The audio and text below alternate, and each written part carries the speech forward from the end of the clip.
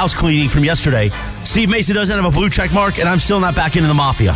So we'll figure it all out. Technology's getting in the way of our treaty.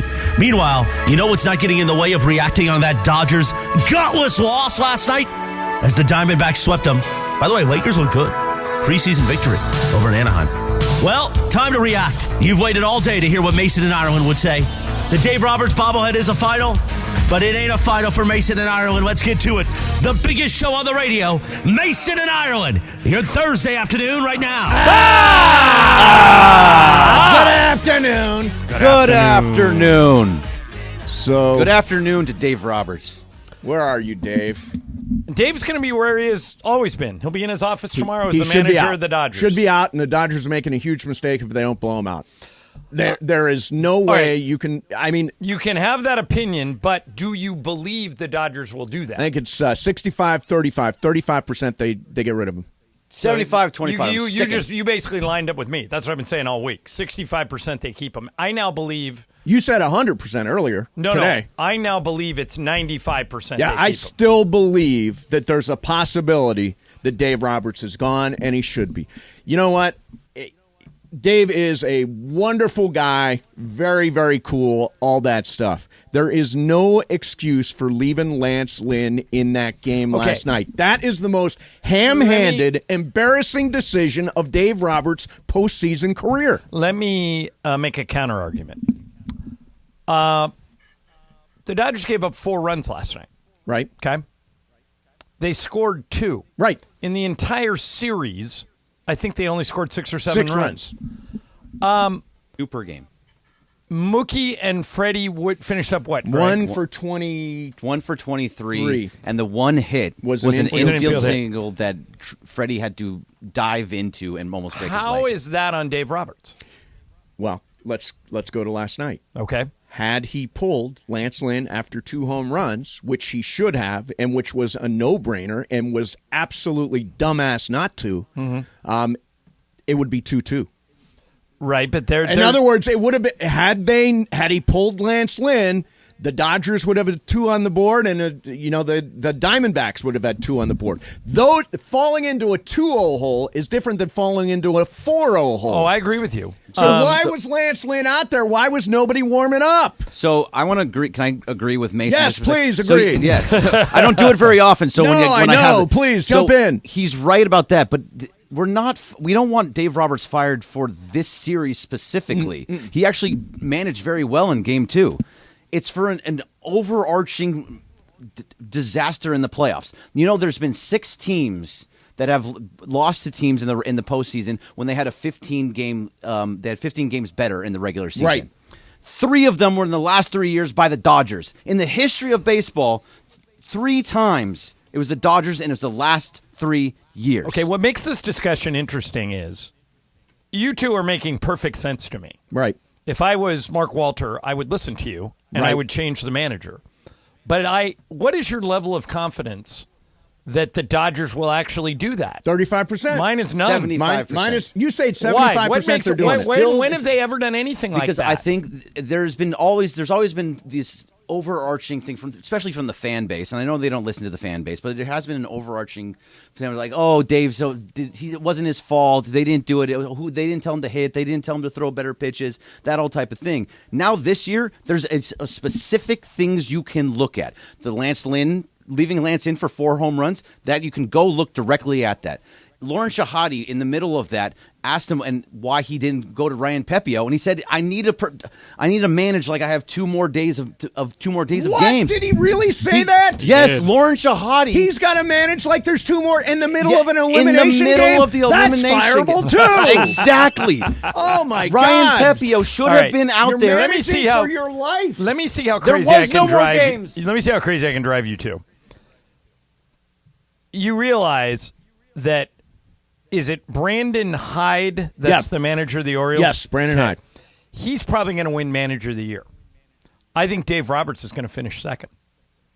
I think he's going to get Manager of the Year votes. That is a regular season award. Okay. Yeah, vote after the playoffs. What I'm arguing here is that the Dodgers have plenty of political cover if they want to keep him, and I think their default position is We want to keep people. Well, then the question is, this is a fair question, Mark Walter.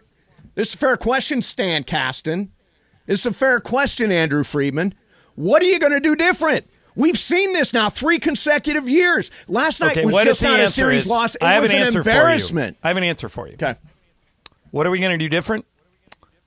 We're going to keep Dave Roberts, but we're going to sign Shohei Ohtani. What do you think of that plan? We still have Dave Roberts. Yes. And there's no guarantee we're getting Ohtani. You're saying no? I'm saying what if that's their plan? It's shiny object. Look, we're not firing Dave, which I know is what all the fans want, but we're bringing in Shohei, and I think then everything goes to the shiny object, and everybody goes, "Oh, now we're going to win the World Series." Oh no! And when we get to the postseason next year, we're going to think exactly the same thing is going to happen because we've now seen the movie 3 consecutive years. Honestly, you need at times somebody who's very effective. Can be unbelievably successful, but people can be tired of hearing your voice. Where is the fire? Where is the fight? Where is the passion? You know what Pat Riley used to say about this? What? That after 10 years, no manager, no coach in any sport should still have his job. It's been 7. But the fact of the matter is... Dave Roberts has been around for more than 7 years. It's 7 years. 7 or 8. He's been the manager for 7 Is it 7 or 8? I don't think so. Is it? Oh, sure. because some of those were Mattingly. Yeah, that's right. Yeah. But the fact of the matter is, what you do in the postseason matters. How you manage in the postseason matters. To the fans. To the fans. Well, you guys are fans. It should matter to Andrew Friedman. What you do in the postseason and the decisions that you make in the postseason should say whether you keep your job or not. What you do in a regular season, John, if you sat there, filled out the lineup card, handed it to the umpire every game, you'd win 85 or 90 games with this team. Dave Roberts was hired in November of 2015. Okay. So that means 8 years. 16, 17, 18, 19, 20, 21, 22, 23. This was his 8th full season. Yeah. So, and he's made the playoffs every year, right? Yeah. 10 and won the division 7 times. Correct. That's what they're going to point to. Well, they can point to that all they want. I'm going to point to failure the last 3 years. Failure. This was the most losery performance I can remember. Why is it the most more losery? Why embarrassing is it more, failure? Why is it more on Dave? Failure. Okay, why is it more on Dave Roberts than it is on Mookie Betts and Freddie Freeman? Because in 5 years, I'm going to look back and I won't remember what. Do you remember anything that happened in the Padres series? Yeah, they won the first game and lost the next 3. Do you remember any incidents, any events, any specific Just things? that they didn't hit. Okay. And the duck. I remember the duck. Here. I had the goose. Here is absolute evidence that there is an embarrassing series performance. I mean, there's a difference between losing and 10 years from now saying, remember when Dave Roberts left Lance Lynn in the game and that series with Arizona gave up 4 home runs? That's still never been topped. Yeah, I just don't think they'll do it. I hope I'm wrong. I really do, because I think So you do want him gone? I think a new voice would help. I think I would make that move, but I'm almost 100%. I'm 95% sure they're not going to do it. That's just not what they do. Well, and then and winning the World Series, that's just not what they do. Correct. They don't win Correct. World Series. They're one for the last 11. They're the 90s Atlanta Braves. Right. And so which are looked at as a really successful run. But they won 1 World Series. A success? Would you call it a success? I would. With 1 World Series. I think Stan Kasten's proud of that. I think Stan Kasten believes it's a failure. No, I think he's proud of it. I think he's proud of his tenure. I think he would tell you he's very proud of his tenure at the Braves, not so much with the Nationals, and very proud of his tenure with the Dodgers. Well, soak in last night, Stan Kasten. Soak it in. Listen to what the fans are saying. Your fans matter to you, I assume. You were saying earlier you don't think they care about winning the World Series. I don't know what the point is other than winning the World Series. I think they have what has always been your position, is that if you get to the World Series, it's a roll of the dice. So they get there every year. What you want is a solid season that gets you into the postseason and then hope you get hot, like Arizona is hot, like Texas is hot. But they're a team that's built for the regular season. Yeah, and they're a team that's built for postseason disaster. You can't even say Arizona came into this hot. They lost their last 5 games. Well, coming no, to but they postseason. did come from behind twice in the wild they card won, series. but they lost their last 5 games in the regular season to get into it. So they didn't come in hot. They just started winning Right, games. but they in the haven't postseason. lost in the playoffs, The Dodgers, right? they've won 5 games in a row in the playoffs. Yeah. But the Dodgers should be able to do the same thing. You should be able to win a game in the postseason. And I'll tell I you don't what. disagree with you. And Mookie Betts, 12 years, 300 and whatever million dollars it is, you come up that lame in the postseason, you're going to hear about it. It's going to be there. And by the way, it goes back the last 3 postseason series. I think it was 6 for his last 44 in the postseason. Yeah. 6 for his last 44 in the postseason. You know what? You go ahead and finish second in the MVP voting. I don't care. What I care about is winning in the postseason. Yeah, but this is new for you. You've always said that the postseason is a crapshoot. Because this is the same movie playing over. I've watched this movie now 3 times. It is the friggin' Titanic. You've watched this movie 10 times. Well, but the last 3 years have been the most embarrassing of the run. Most embarrassing of the run. I think it all boils down to, and we should take some calls on this and see where everybody's at. 877-710-ESPN, 877-710-3776. It depends what and how you define success. A lot of teams would kill to be in the playoffs every year, to win 9 out of 10 division titles, and to win 100 games every year, which is what the Dodgers do. I think almost any team would want that. But if that's the trade-off, that you're going to have a great regular season and lay an egg in the playoffs, I just think they're okay with it. You ask this question a lot. What would you rather have? Would you rather win 100 games and not ever win a championship every single year, right? Or just never make the playoffs? I'd rather do the first one because I'd like being in the playoffs. But you're not going to win once you get in. It's guaranteed you're not going to win. I would just assume that sooner or later my number's going to come up and I'm going to win one. The numbers never seem to break our way. Well, you were there in 2020, there, 3 years ago, when they did break your way. Yeah. Unfortunately, you've already forgotten about it. Game season. Right, because the last 3 years have been so bad. Wow, look at the phones. Yeah. And I'll tell you, Dave Roberts is not going to do well in public opinion polling today. Tell you that much. All right, we'll get some calls. Do we have our normal? I think we're going to have a couple of breaks from Dodgers talk.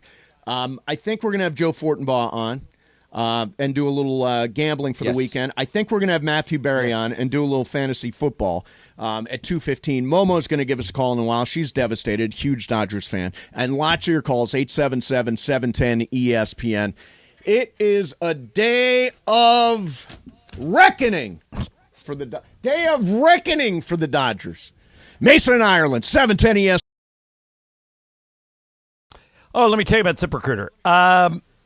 If you're hiring, if you need to hire somebody for your company, it can take up to 11 weeks on average to hire for that job. That's almost 2.5 months. Do you really have that kind of time to wait? If you're listening today, I've got some advice. Stop waiting. Start using ZipRecruiter. ZipRecruiter can help you find qualified candidates for all your roles fast. And right now, you can try it for free at ZipRecruiter.com/LA. My buddy Ian Siegel, who invented ZipRecruiter, puts it this way. They don't leave anything to chance. You don't need to be lucky that you found somebody. They do the work for you. ZipRecruiter uses powerful matching technology to quickly find and send you the most qualified people for your roles. How quick? 4 out of 5 companies that use ZipRecruiter find a quality candidate within 1 day. So stop waiting. Speed up your hiring process with ZipRecruiter. Just go to that exclusive web address, ZipRecruiter.com/LA, to try ZipRecruiter for free. Again, that's ZipRecruiter.com/LA. ZipRecruiter, the smartest way to hire. Hey guys, it's producer Lindsay Baseball, and guess what?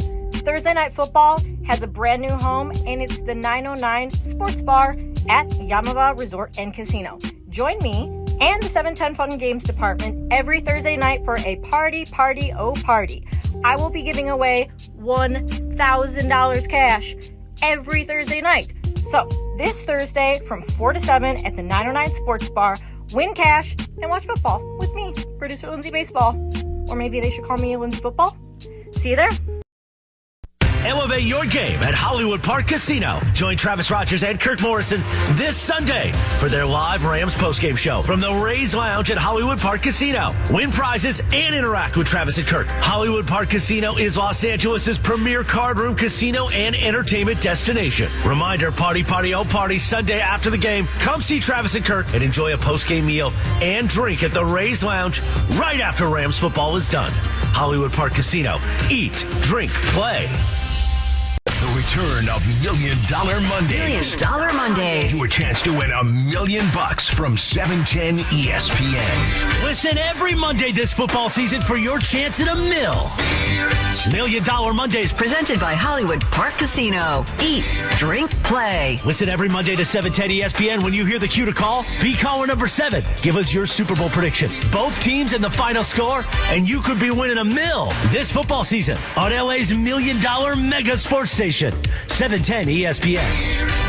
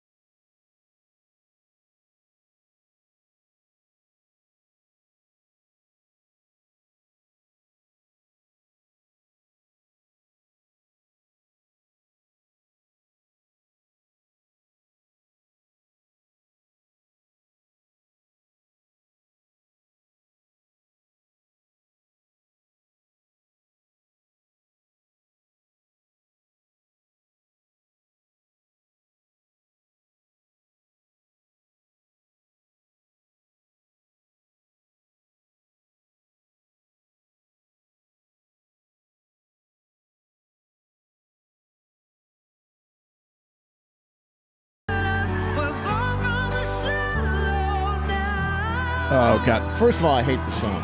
This song gets This is a In great the song. sha-la-la-la-la-la. It gets stuck Oh. in It's my like head. the best song from Stars Born. Oh, it was the only song from from Stars. Stars Born, I think. No, didn't they? La-la-la-la-la-la, sha-la-la-la-lo, But it gets stuck in my head so easily. sha-la-la-la-la-la-lo. All right. No. So, what a day. What a friggin' day. Every line is jammed with people that want to talk about the Dodgers. And I guarantee you they're all pissed off, and they should be. Have every right to be, John. Are you not screening these, Greg? We're just taking them? Yeah, just take them. We have Joe Fortenbaugh right now. Then Okay. your Dodgers reaction. Okay. All right, so Joe Fortenbaugh, is he there right now? Excellent. Hey, Joe fellas, how you doing? Fortenbaugh, how are you, We're man? good, Joe. How are you? I'm good, guys. I'm doing real good. Thursday night, we're trying to buckle in. I know you're in L.A. and you're dealing with the Dodgers, but as a Philly fan, born and raised, I'm just, the knots are in the stomach. Very excited for the next few hours. Very excited. Yeah, well, good luck. I Right. don't care. Well, no, I think the Phillies are going to beat them, but boy, the Phillies better win Game 4 because I think if you give them a Game 5, they might win it. I'm not too worried about that. See, here's the thing with Atlanta, and you saw this with the crying about the comments that got out of the clubhouse. Those comments happened on Monday after the game when they were making fun of Harper. Now, I don't think there's anything wrong with that. It's all in good fun. It's all in good sport. That's how it should be. You should be jacked up after coming back to win a game like that. But Darno could have come out Monday night and said, the sanctity of the clubhouse. He had all day Tuesday when they were traveling to talk about the sanctity of the clubhouse. He had all Wednesday morning and afternoon to talk about the sanctity of the clubhouse, but he didn't say crap until it got to where Harper beat them up bad, and then all of a sudden, woe is us. That's the problem with Atlanta. Yeah, I agree with all that. Regular season, paper champion. Yeah. Okay. All right, Joe, let's get into some stuff here. First, let's start with the game tonight. This is a big number. Kansas City at home against Denver. 10.5 is the current line. It opened at 11. It's been bet down to 10.5. What's the right way to bet tonight's game? I feel like I was really on a roll there, and you degenerates cut me off for your betting action. Exactly. Is that what just happened there? Exactly. Well, I don't care about the Phillies, so move on. All right, so tonight, big number, 10.5. We haven't seen it dip at all. Hold your nose on this one. I would play the Broncos in this spot. Let's look at a few different things here. Kansas City is not like Miami. They don't look to run the score up on you. They don't look to punish you. They beat you early, and then they run the ball late, and they kill out the clock. All right? They are ranked 27th in the NFL in second half scoring. They rank 31st in the NFL in fourth quarter scoring. That backs me up. 4 of 5 games this year decided by 8 or fewer points. Last 8 games where they've been a double-digit favorite, they've only covered the spread 2 times. Denver is hideous, yes, but there's some wind and some weather projected for this game tonight. Could be a bit of an issue. Denver does have a top 10 offense. I think they can backdoor this one in the fourth quarter. I'd take the 10.5 with the Broncos. All right, I'll be there Sunday for Rams and Arizona at SoFi Stadium. I've got the Rams as 7-point favorites. It's week 2 with Cooper Kupp. The offensive line is healthy. Matthew Stafford's throwing the ball well. Where are you in this game? So the Rams have looked very good. I know they lost last week to Philadelphia, but I think they're a lot better than a lot of people anticipated coming into the year. Credit Sean McVay. He's done a hell of a job from a coaching standpoint. 7 feels like a lot. This has been creeping up throughout the course of the week. Now we're sitting on a touchdown.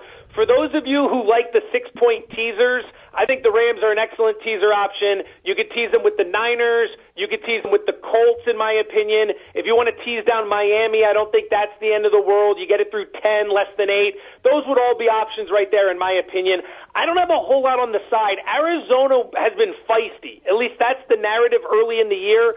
But we have seen them get it handed to them in each of the last 2 weeks, and maybe, just maybe, they're turning out to be the team that we thought they were going to be early in the season. Maybe there were a couple of surprises there, and now they're going to go ahead and just keep getting rolled. So I don't have a whole lot for it outside of the Ram teaser play. I think that's a good leg right there. All right, Joe, we're talking to Joe Fortenbaugh, who's our gambling guy this year. I want to ask you about 2 aspects of the USC-Notre Dame game. Yeah. The first one is which team to bet on. I like SC in this game, and I would get 3 points because Notre Dame's favored by 3. Also, the over-under is 60.5. USC might score 50 by themselves, but there may be weather involved. It might get tricky. Give me your opinion on who you would bet on to win and also what you would do with that over-under. Weather is very important to track. A lot of games in the Midwest this weekend could be dealing with weather, so make sure you're staying on top of that stuff. We could have a little bit of rain up in Seattle for Washington, Oregon as well. This game, as of right now, it looks like the storms might clear right before kickoff, so keep that in mind. We've seen the total ticking down a little bit. It's now as low as 59.5, so it has been under money throughout the course of the week. Because naturally that weather would favor Notre Dame. You know, they're at home, it's temperatures in the 50s, it's rainy, it's a little windy. You know, that'd be the type of thing to slow down USC. So that's the weather report. From a side perspective, I haven't bet it yet. We have seen Notre Dame money take this from 2.5 up to the key number of 3, which is an important move. I think that's something people need to recognize. USC is undefeated with the highest scoring offense in the country. Notre Dame has already lost twice. This is their 4th big game in as many weeks, and they're getting the money, and they're the favorite. That feels like a big red flag to me. I haven't done anything with the side. I have bet the total, and I have bet the over. I'm not necessarily concerned about the weather for 2 reasons. One, I think USC is going to hang a number here no matter what. Notre Dame's coming off a Ohio State, Duke, Louisville, USC 4-week stretch. How much gas is left in the tank? Oh, by the way, they had midterms this week. I know people laugh at that, but those are gambling angles we talk about. Notre Dame's not a school where guys mail it in on the midterms. You got to pay attention to that stuff. So that takes some time away from the schedule as well. That'll wear you down a little bit mentally. You got all that going on. You're going to go take on this offense that's scoring 50 per game. I don't think USC is only going to score 20 points here, right? So they're going to put up a number. And then on the other side, USC's defense has been just as bad this year as they were last year. They've given up 28-plus in 4 of 6 games this season. San Jose State hung a number on them. Arizona State hung a number on them. Arizona put up points. So did Colorado in that comeback. So I think Notre Dame's going to be able to score. I'd go over the 60 points here. Okay, give me 30 seconds. Bo Nix versus Michael Penix at Washington.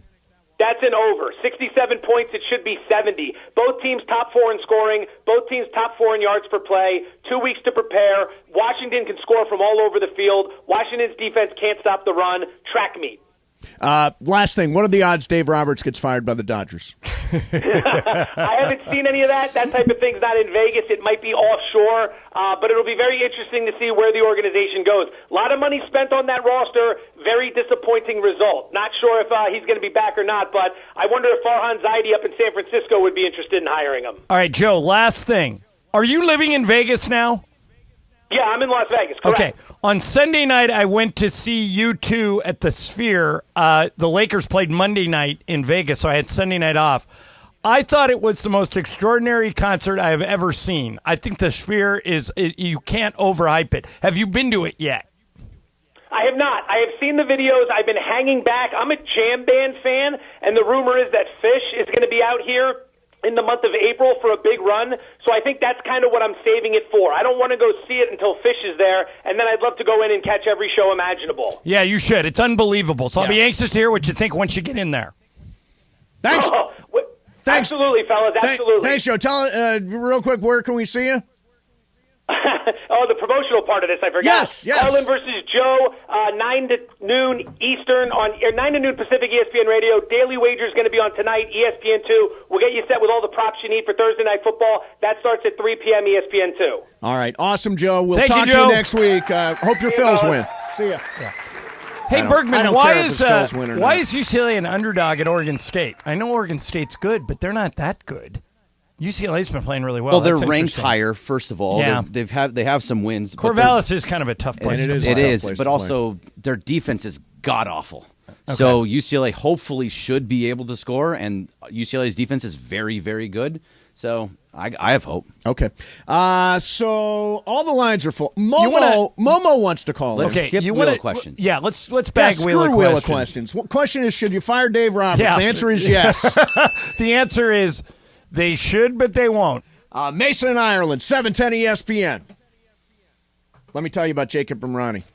So if you're injured in a car accident of any kind, got to be wondering, what are some of the advantages of hiring Jacob? Well, first of all, you're hiring somebody who's got 25 years of experience. Maybe the simplest answer, Jacob and his team will hold your hand throughout the entire process. Jacob is going to handle everything, from the phone calls to the rental car to getting your car fixed to finding you a doctor in your area.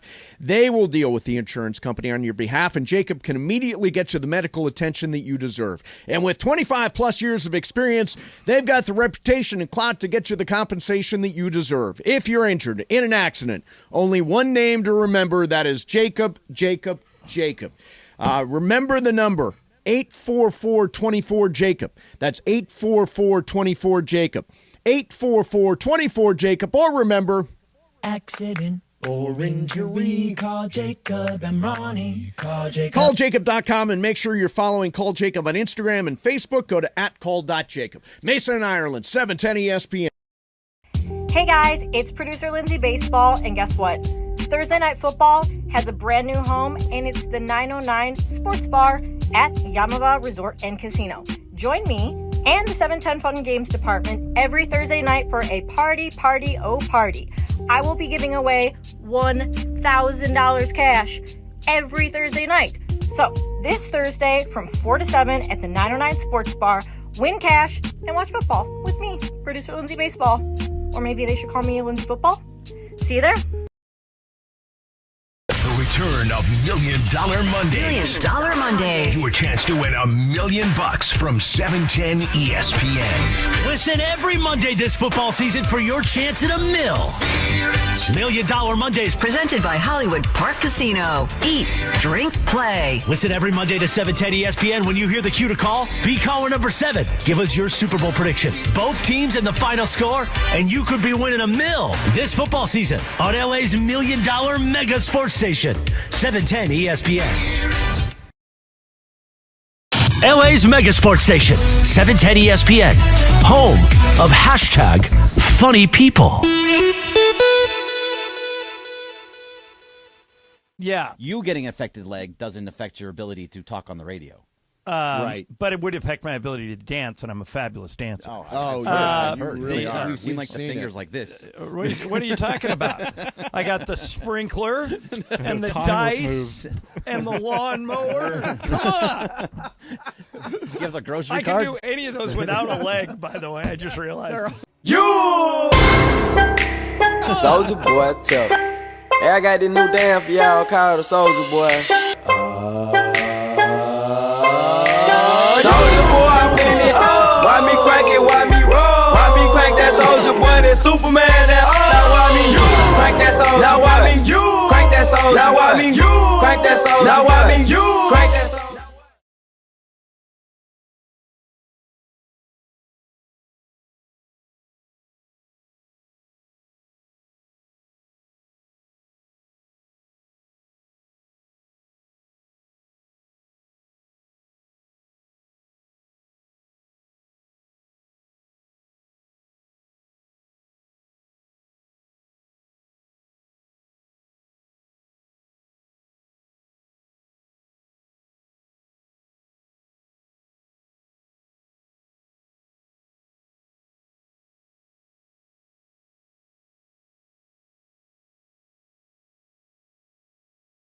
Message with that music there. Sad day. Sad day. Sad. Okay. I'm depressed. Although I'm way more pissed off than I am sad today. I had a little tear in my eye last night. Did you? Oh, yeah. It's depressing. Sad day. You know what? It's like, I guess you get numb after a while. I mean, Right, it happens yeah. every year. You just like, it's just that again. All right, so Momo's on the line. Momo had to wanted to get in here. Then we'll get to your calls. Hey, Momo, what's going on? I'm good. How are you? Well, you know, I'm with you, Mace. I'm like, there came a point last night where I was like, I'm done. Yep. I'm done with this. Like, I'm turning it off. This is like, because we both went to the game on Monday. You went obviously on Saturday too. So you had two helpings of that. In person, where you drive all the way out there, you're fired up. It's supposed to be a fun night. And I think, like, I came away with this season to me is worse than last year because I didn't see any fight. Like, there was a couple of guys who had some good at-bats. Kike had some good at-bats. I thought J.D. Martinez had some good at-bats. Muncy a little bit. But the top guys, not good at-bats. Like, it didn't feel competitive, and it almost made me, like, harken back for the days when you could just be mad at the Astros for cheating. Yeah, now... Like, wasn't that easier? Momo, let me ask you this, though. You've interviewed Mark Walter. You've interviewed Andrew Friedman. Yeah. You've interviewed Dave Roberts. I am 95% convinced that while I would make a change at manager, I don't believe they will. It's not really what they do.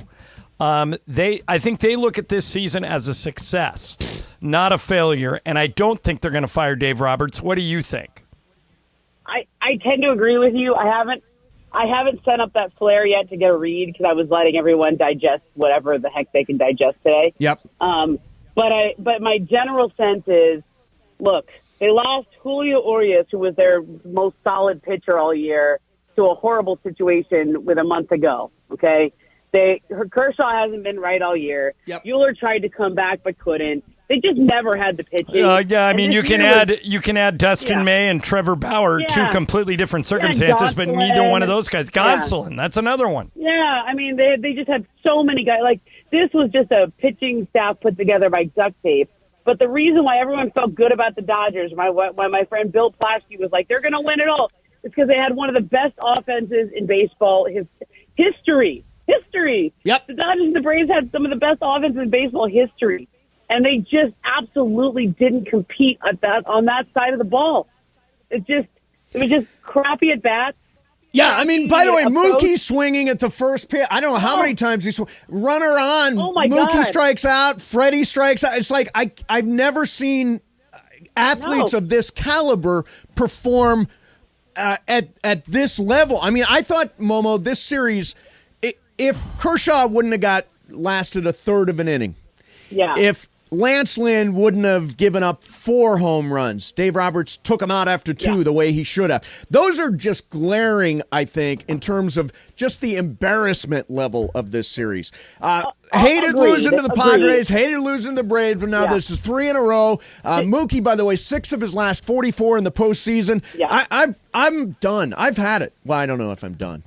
I'm probably not done. I'll be back. Yeah, you're not done. But today I'm done. No, you'll be back. I think you are speaking, Mace, like most Dodger fans are today. But the cold reality of this is they're not going to do anything. They just never do. No, I don't think this is on Roberts, man. I think this is on the players. Like, this is, I thought for sure Kersh must be hurt to pitch that badly. And I asked around a little bit about it, and I'm not sure if he was. I think he just pitched badly. Wow. And like, that's to me, I mean, he's throwing 84 down the middle of the plate. What do you expect? Momo, has he thrown his last pitch as a Dodger? Maybe. 50-50. I think he may have thrown his last pitch as a major leaguer. And the Rangers might bring him in as a fifth starter and pay him. 16 years, Hall of Fame, World Series championship. Hey, cap it off, man. Yeah. I mean, I don't know. To me, that was a real rough one. That was to enjoy, and it put them on their heels the whole time. You know, but to me, it's like you have a team that is historically great, that has 2 years of being historically great. You can't just let one bad start throw you off. Right. Like, these at-bats were bad at-bats. They were just – I was like – I texted somebody and go, is there some kind of plan that they have to swing at the first pitch with Zach Gallen every time? and over again. Oh, yeah. I was like – and I heard basically Roberts wanted to, not let him get ahead and make him expand the strike zone and, pounce on his first pitch. Okay, fine, but that it's not working. Yeah. Yeah, it clearly wasn't working. All right. Hey, Momo, I got a lot of pissed off people on the phone. Me too. All right. Me too. I got to go. I'm at UCLA. All right. Talk to you later. All right. See ya. That's what last year I thought it was depressing. Year before was depressing with Atlanta. Last year was depressing with the Padres. This year was embarrassing and infuriating. But embarrassing and infuriating. Well, all that's true. Nothing's going to change. Well, I mean, I'm not going to take that attitude. Well, you were doing this yesterday. You were trying to sell people a load of crap that the Dodgers were going to come back. I'm not taking that attitude. Do people understand when you're being tongue-in-cheek? So you're not now? You were then? I was yesterday. Sure, I was playing the Ted Lasso card. Right. Do you think yesterday I thought the Dodgers were going to come back to win the series?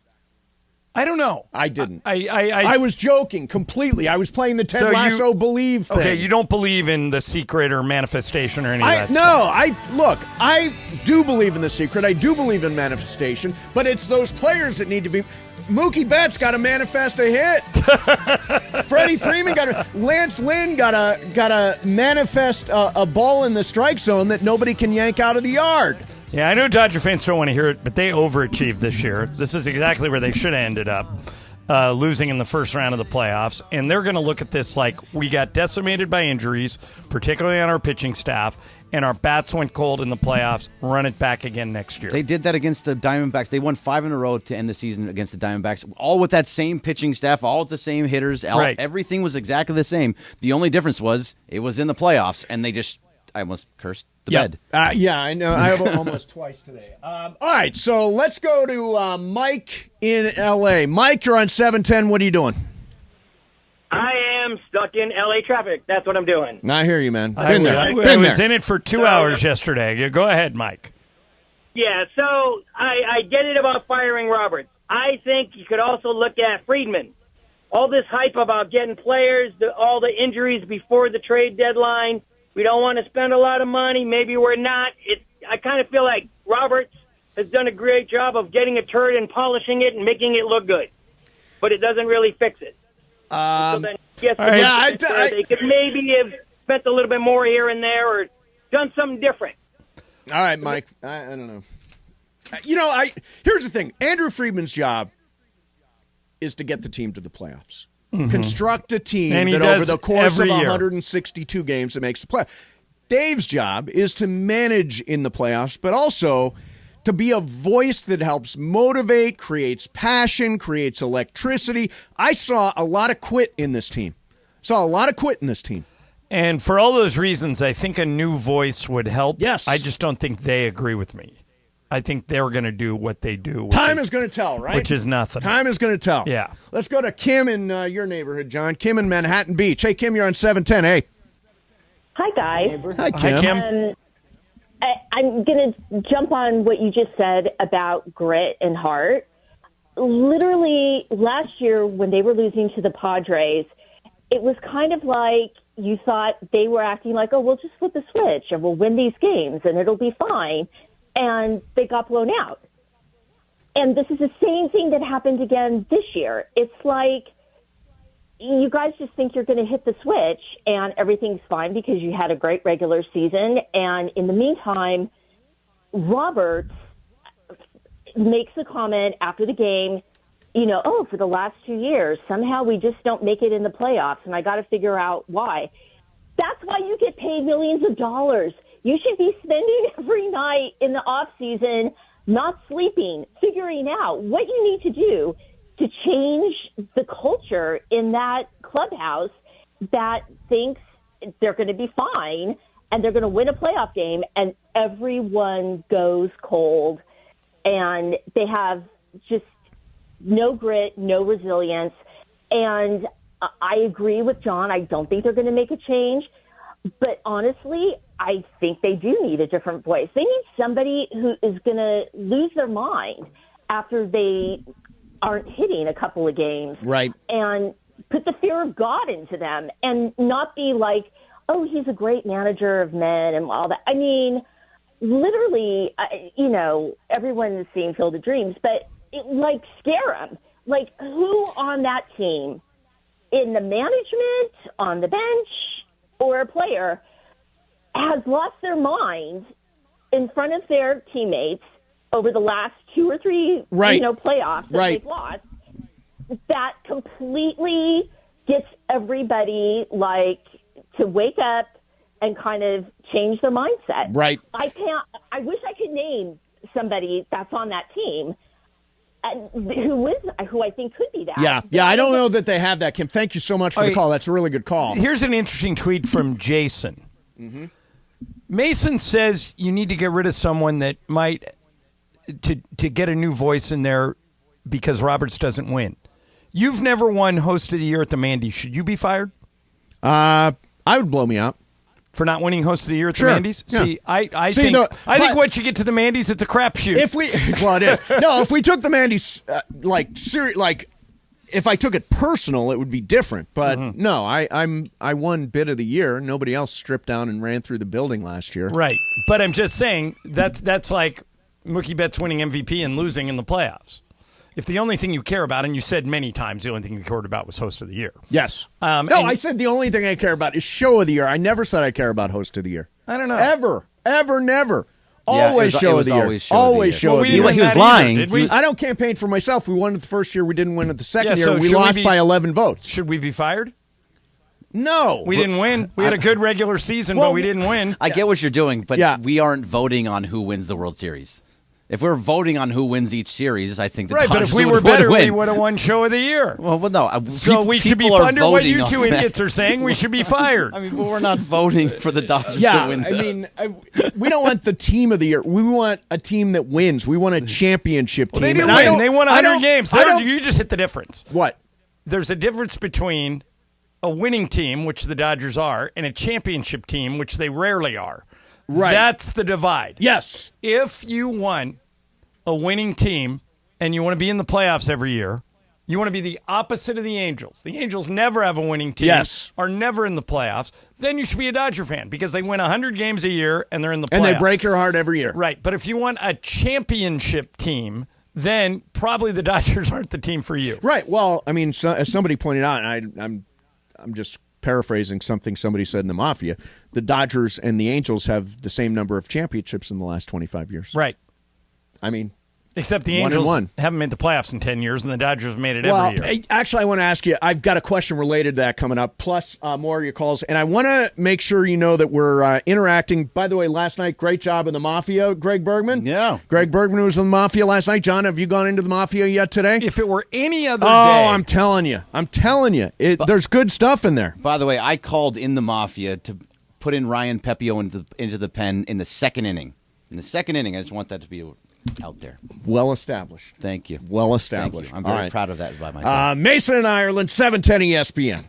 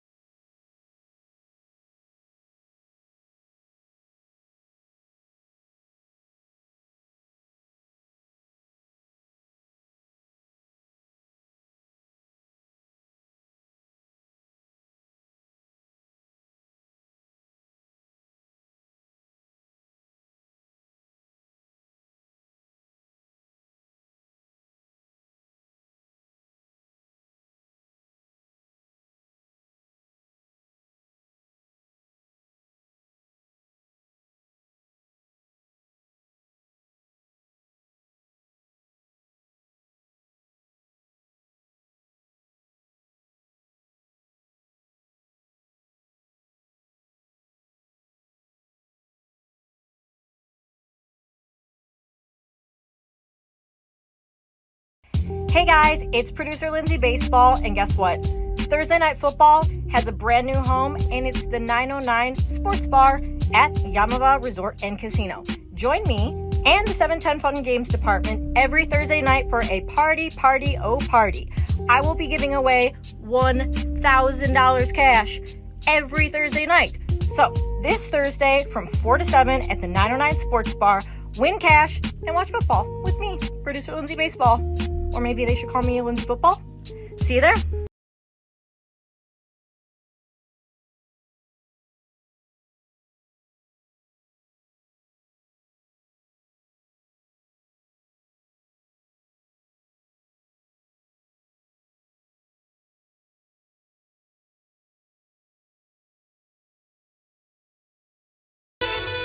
And it is Mason and Ireland on 710 ESPN, the OGs of LA Sports Radio. We're here each weekday, 1 to 4 p.m. for your afternoon.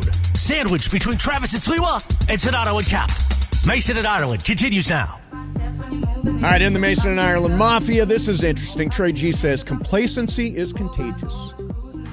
And somebody else, actually, I got this one last night that I wanted to shout out, is that since Mookie and Freddie already have rings, does that change their postseason motivation? Maybe. Is there complacency that goes along with that? I've always felt one of the reasons it's so hard to repeat in sports is that if you win one, you just are... And you're pretty self-satisfied. Right. You're just never going to be as hungry as someone who hasn't. Yeah. Every once in a while, somebody comes along like Kobe Bryant, who... if he doesn't win, he gets physically ill. Yep. But most people, when they win, they say, okay, I've climbed that mountain. Yeah, I made it. I've checked that box off my bucket list. What's next? Yeah. And so maybe it's not an unfair question. Let me put it that way. All right, let's go to, our friend Ed in Anaheim is on the line. Ed, you're on 710. Hey, man. Hey, guys, how you doing? Good. So, I'm sorry, it's 2 o'clock, and I asked you how you doing. I apologize. Yeah, we're going to let it slide. John, you talked about Pat Riley, and that's been on my mind a little bit too. You know, sometimes it's just time for a new voice. You guys know I've taught leadership in the sports world for a long time. Doesn't make me an expert, but I do have an opinion. And I think that there's 2 types of really good leaders. There may be more. I think Roberts is an outstanding collaborative leader. He knows how to rally the guys for 162 games. He knows how to, keep the ship going the right direction. What he doesn't do well is in a crisis or in an urgent situation, he doesn't manage well. And I think that for that reason, the Dodgers need to decide, are we okay winning 100 games every year, or are we measured by championships? And I've heard everybody say both ways. I'm kind of tired of the 100-win seasons, and I'd rather win 85 and then a World Series here and there. And I just think that, I don't know if firing Roberts is the right idea or just getting in a couple of real fiery bench coaches or a couple fiery Kirk Gibson. I mean, who's that guy? Who do you go and get? Obviously, if it were easy, everybody would do it. Right. But you got to get some guys that are going to light a fire. Mookie and Freddie would strike out, go back, sit down, hit a roll one to second or short, go back and sit down. I just didn't see anybody in the dugout really getting in the faces of the rest of the players. And, Kike, I think, was probably the closest thing we had. All right, so Ed, anyway, I've never been in the Fire Roberts camp, but I'm leaning that direction now. Okay, good. You finally come around. All right, so Ed, you've said what you will do. What do you think they will do? I think you're right, John. I think we all agree that it's probably time to make a change, but I don't think they will. I think they're going to be complacent and happy with, 48,000 fans a night. We're making millions. We're leading the league in attendance. We're competitive every year. I'd like to see them come up, I know a bench coach doesn't have a whole lot of authority, but great organizations are great because they have a great number 1 and an even better number 2. And I just don't think we have a good number 2 guy. Bob Guerin, might be a great coach. I don't know. But, get a guy in there who's going to, stir the pot a little bit. And maybe he and Dave, not going to have co-managers, obviously, but, maybe a guy who gets a little bit more of a role when times are tough. Yeah. All right. I like Dave. Good guy. But anyway, that's my thought. Okay. Ed, thank you for the call. Yeah, I think everybody's at least leaning towards making a change. I think there should be one. No. You're soft pedaling it. I think 90% of our listeners would say make a change, which is why this is weird, because I don't think they're gonna. I think they're going to probably. Don't you think they're listening right now? Well, I don't think. Don't you think they're hearing what fans are saying, feeling? Yeah, I don't think they care. You think they don't care about the fans? I don't think they care about the fans' opinion of Dave Roberts. I think they care about the fan experience. I think that they want to provide, when fans come to Dodger Stadium, a great overall experience. And I think if you put them on a lie detector, they would tell you they do. Well, that's sad. If that's the case, that's very sad. And they've adopted there's the a lot of position that complacency. I mean, this position for you today is new. For years, you've said, once the postseason starts, it's a roll of the dice. Right. A different team wins every year. Sure. Yeah. And so when it happens once, it's a thing. When it happens multiple times, it's a trend. This is a trend. This has been consistent now for 3 consecutive years. And I'll tell you what, Mookie Betts, 6 of 44 in his last postseason at bats. There is no excuse for that. There was no fire in that dugout. There was no passion in that dugout. And I think Dave Roberts, maybe it's time. Dave Roberts is the ultimate players manager. Yep. Maybe they need a hard ass. Maybe they need somebody. But wait, didn't you say that hard asses don't work anymore, that they all have to be Sean McVay now? They all have to be rah, super enthusiastic, that type of, like you've said many times, Bill Belichick probably wouldn't get hired today. Bobby Knight wouldn't get hired today. Yeah, Greg Bobby Knight, Popovich clearly. probably wouldn't get hired today. Yeah. Because they're all a-holes. Yeah. And this is what you're suggesting, right? Correct. I'm suggesting that instead of a players manager, and Dave is, somebody who's a little bit more of a hard ass. You know, last year, Astros won with Dusty Baker. Yeah, who's not? He's not what? A hard ass. Well, no, Dusty's the biggest players manager in the league. But he's got the respect of his guys. Right. They needed somebody to kind of calm the water there, which is why they hired Dusty. But Dusty's the biggest players manager out there. Here's Saul in South LA. Hey, Saul, what do you think? Steve, yes, you and that other knucklehead, Greg. Mm-hmm. Please listen up real quick. Yeah, going to. I'm gonna preface this by saying that I'm not a fan of Roberts, the manager. Okay. All right. I'm upset because he's allowed himself to become a paper pusher for Friedman. But Saul, Because that's the job. You know that, right? You know that if Dave didn't follow Andrew Friedman's directives, he would be fired. Yeah. Go ahead, Saul. John, I totally agree. And that's my whole point, that this is the script that Friedman has created. His script works, right, in a sample size of 162 games. However, in a 5-game series, a 7-game series, you have to allow your manager to manage. And there's no way that you can tell me in the past 7 to 8 to 10 years that the Dodgers have been in the postseason that his system has worked. Okay, Saul, I think you're making a good point, but address Mason's point. Last night, after Lance Lynn gave up the second home run, that's not Andrew Friedman leaving him in the game. That's Dave. Dave left Lance Lynn in there to give up the second 2 home runs, didn't he? John, I got you. Why is Roberts being put in a position that Lynn has to pitch? Why doesn't Friedman have a bona fide number 1 on the Dodgers?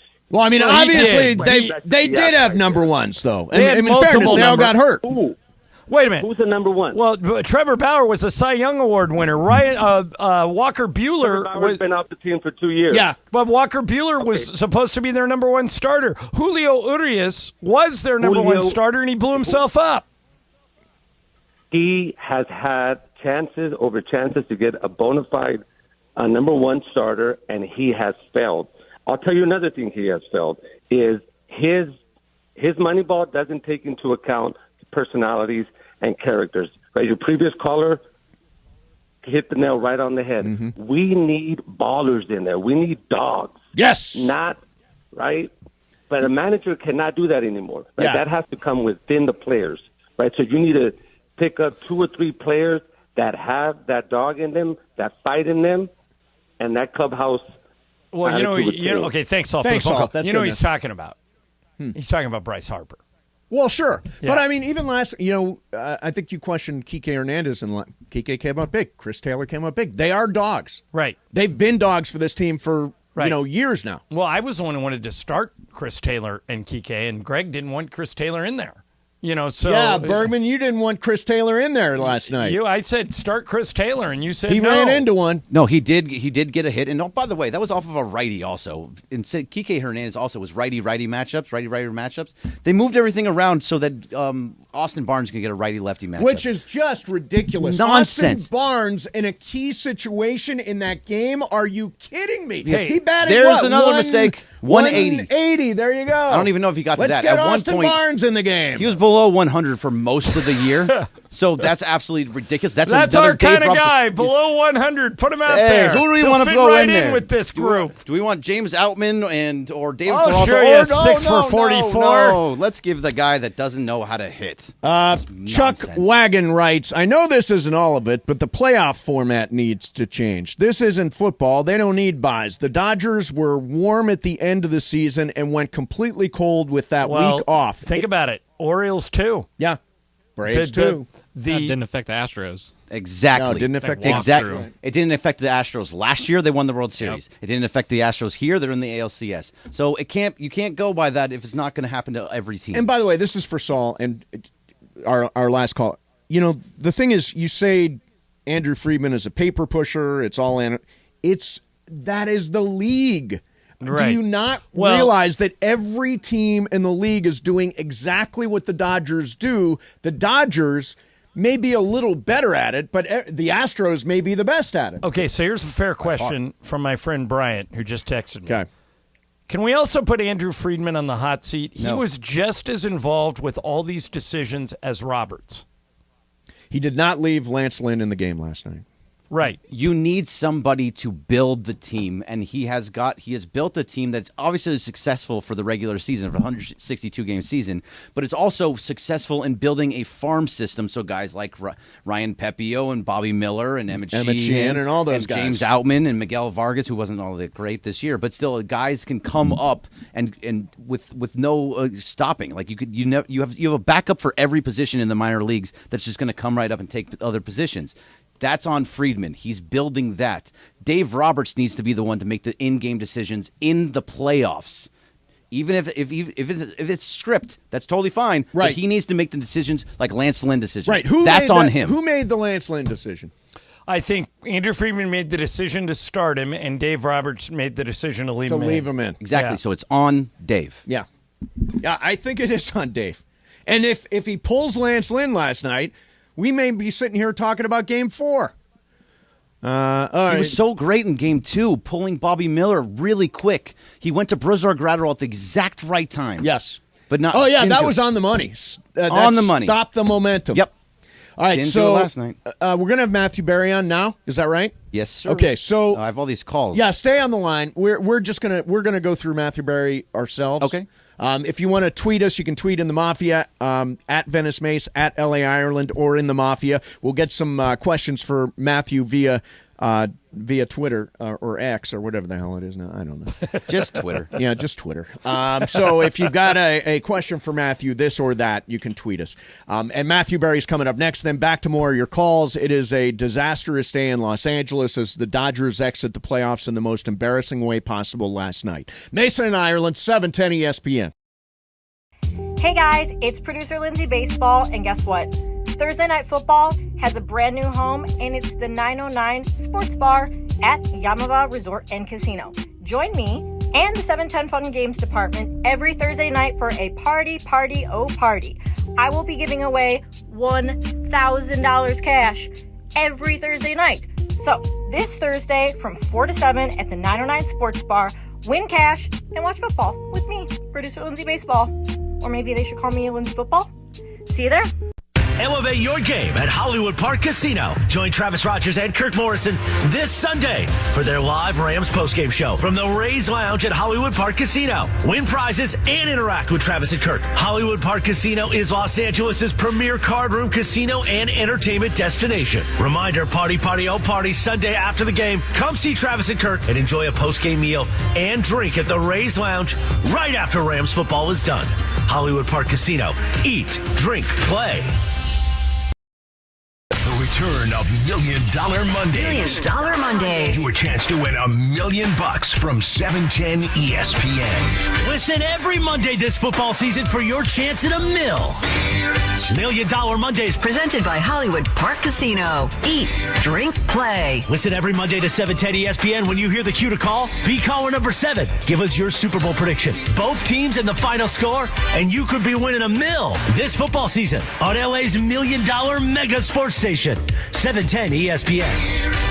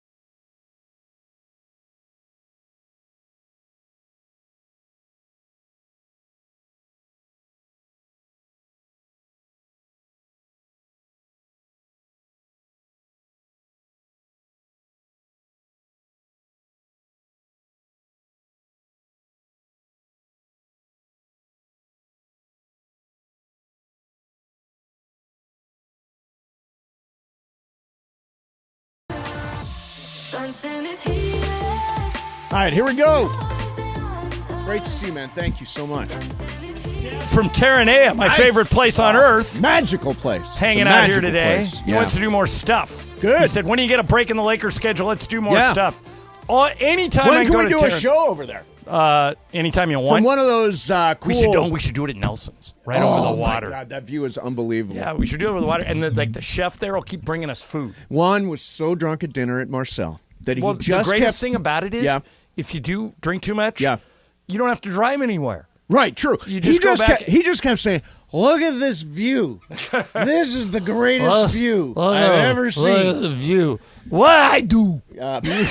Joining us right now is Matthew Berry, talented Mr. Roto. Matthew, it's gallows humor today because the Dodgers are out of the playoffs. Yeah, no, I saw that, and what can you say other than great regular season. I don't know. I don't know how to put a spin on it. It's what are you going to do? Do you think Dave Roberts should come back as manager or no? It's so hard. I mean, I don't know.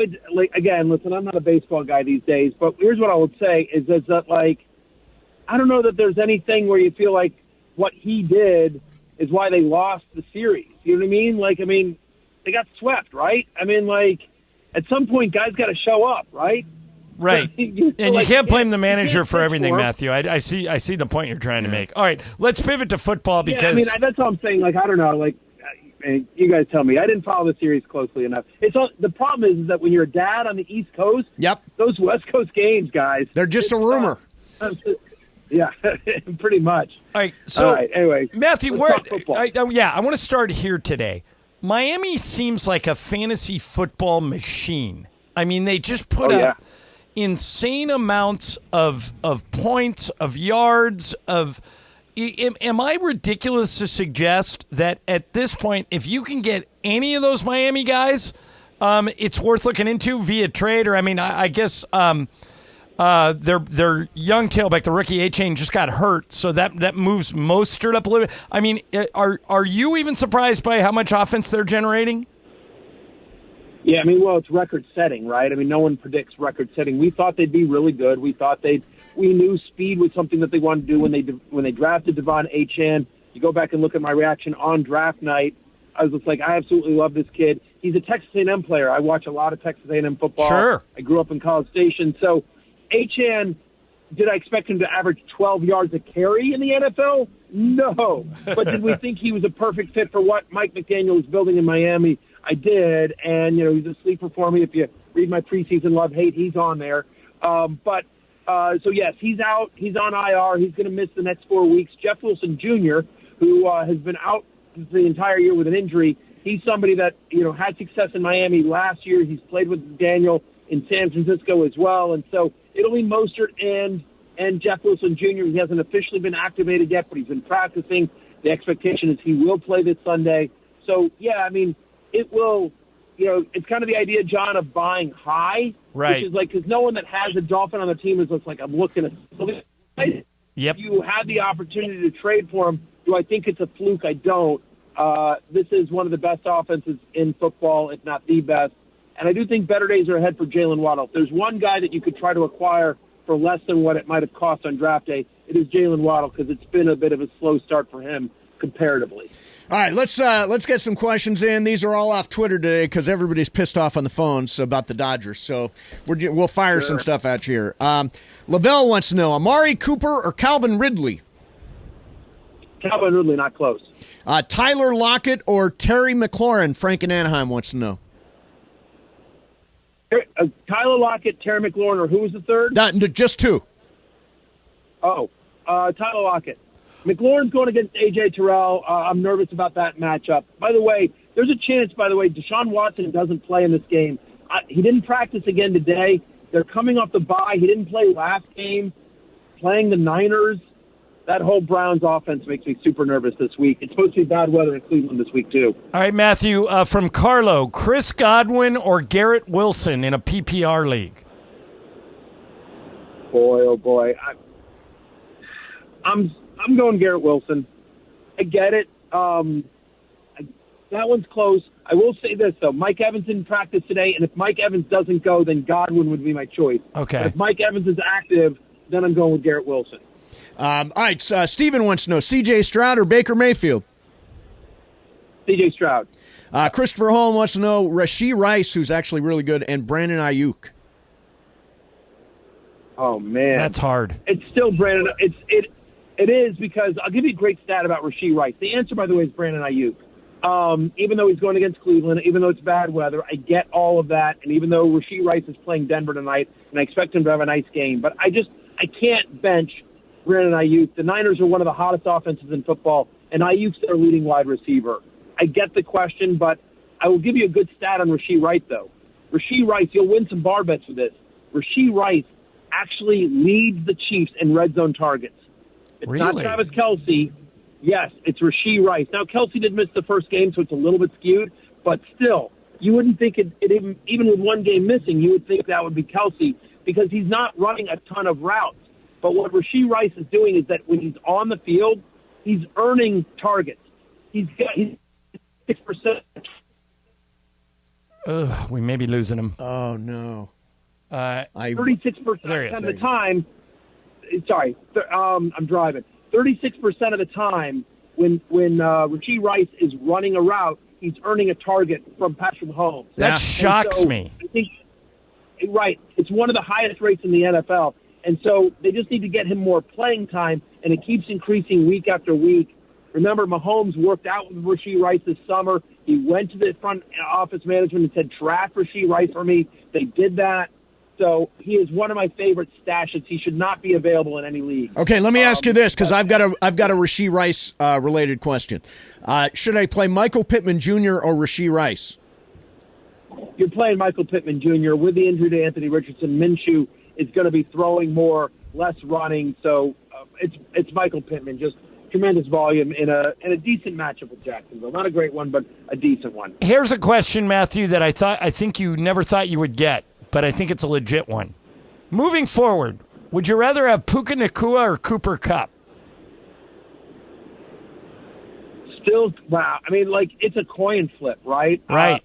I'm gonna say Cooper Kupp, but just because of the track record. But if somebody said, no, I want Puka Nacua because I'm nervous about re-injury with Kupp, I don't have a strong argument against. I mean, I have both guys inside my top 10 this week. I think they're both awesome. I don't think you can go wrong with either answer, but gun to my head, I'm going to say Cooper Kupp. Okay, let me fire off some quick ones for you. Kyron Williams or Addison PPR in a PPR league? Kyron Williams or Jordan Addison? I'm going with Kyron Williams. So. I do really like Jordan Addison against Chicago. I will say this, but the Rams is touchdown favorites against the Cardinals. Give me Kyron Williams. Matthew Stafford or Lamar Jackson? Come on, it's still Lamar Jackson. I get it. It's Arizona, but I'm going with Lamar. Last one, Jared Goff or Daniel Jones? Jared Goff. Daniel Jones didn't practice again. Yeah, I today, think he's going to be out. There's a chance that, it's not looking good for Daniel Jones. They're playing Buffalo on Sunday night on NBC, by the way. But nice. Yeah, it's Jared Goff, and it's not close. Last thing for you, David Puigros tweets this: "Man, I love Matthew Berry. Listen to his pod every day." There you go. Thank you, David. All right, so Matthew, before we let you go, where is the easiest place to catch you? You have several avenues. Tell people where the easiest way to get your coverage is. Yeah, I mean, rotoworld.com, NBCsports.com. You can subscribe to the Fantasy Football Happy Hour podcast wherever you get podcasts. And, hey, sign up for my free daily newsletter at fantasylife.com. That thing's great. Yeah, I use it every week. Yeah, really, really good. All right, Matthew, stay safe out there. We'll be watching you on Sunday. Appreciate you guys. Thanks so much. Thank you. Matthew. Talented Mr. Roto, Matthew Berry there. Who would you rather have moving forward in fantasy? Puka Nacua or Cooper Kupp? Cooper Kupp. I wouldn't be unhappy getting Nacua. Look, I won't. I'm going to be happy. I think having both I of think them. that's the right answer. Yeah, I think it is. But man, there's really not a wrong answer. No there. way. No it's way. not like you're going to be unhappy if you get Puka. And by the way, Matthew said it. Cooper Kupp tends to get injured, so and Nacua seems like he's young and active and not injury prone. So good for him. You used the word unhappy, and that is a very, very good way to describe this day in Los Angeles. Unhappy. I actually think most people are channeling you. I think most people are like fed up. They've had it. Pissed off. They're sick of this Dodger. They've seen this movie. It's a terrible movie. There's an old line from a Huey Lewis song. Mm-hmm. It says, "I've seen this movie, and it don't end nice. We've got trouble in paradise." There you go. And it kind of is. The Dodgers have like the perfect setup. They got they got maybe the most beautiful stadium in the country. They win 100 games every year. They lead the league in attendance. They got great TV announcers. They're really fun to follow and go to games and stuff. But the trade-off is you end disappointed every year. Every year. And I've had enough. I still don't think they're going to do anything. I don't think they're going to fire Dave. I don't think they're going to that is sad. Fire Andrew. I don't think they're going to do anything. Complacency is a disease, and we've got it. Polio or syphilis. Exactly. All right. We'll get more of your calls coming in next. 877-7. They're all full. I'm not going to give you the friggin' number. Mason in Ireland, 710 ESPN. Hey guys, it's producer Lindsay Baseball, and guess what? Thursday Night Football has a brand new home, and it's the 909 Sports Bar at Yamava Resort and Casino. Join me and the 710 Fun Games Department every Thursday night for a party. I will be giving away $1,000 cash every Thursday night. So this Thursday from 4 to 7 at the 909 Sports Bar, win cash and watch football with me, producer Lindsay Baseball. Or maybe they should call me. Elevate your game at Hollywood Park Casino. Join Travis Rogers and Kirk Morrison this Sunday for their live Rams postgame show from the Rays Lounge at Hollywood Park Casino. Win prizes and interact with Travis and Kirk. Hollywood Park Casino is Los Angeles' premier card room casino and entertainment destination. Reminder, party Sunday after the game. Come see Travis and Kirk and enjoy a postgame meal and drink at the Rays Lounge right after Rams football is done. Hollywood Park Casino. Eat, drink, play.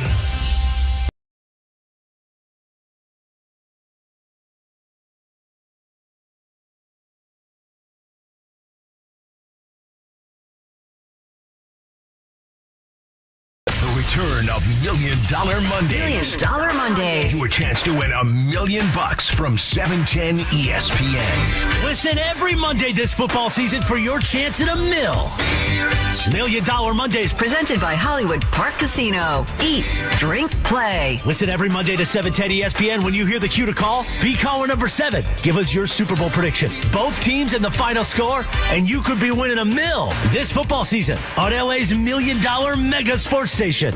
710 ESPN.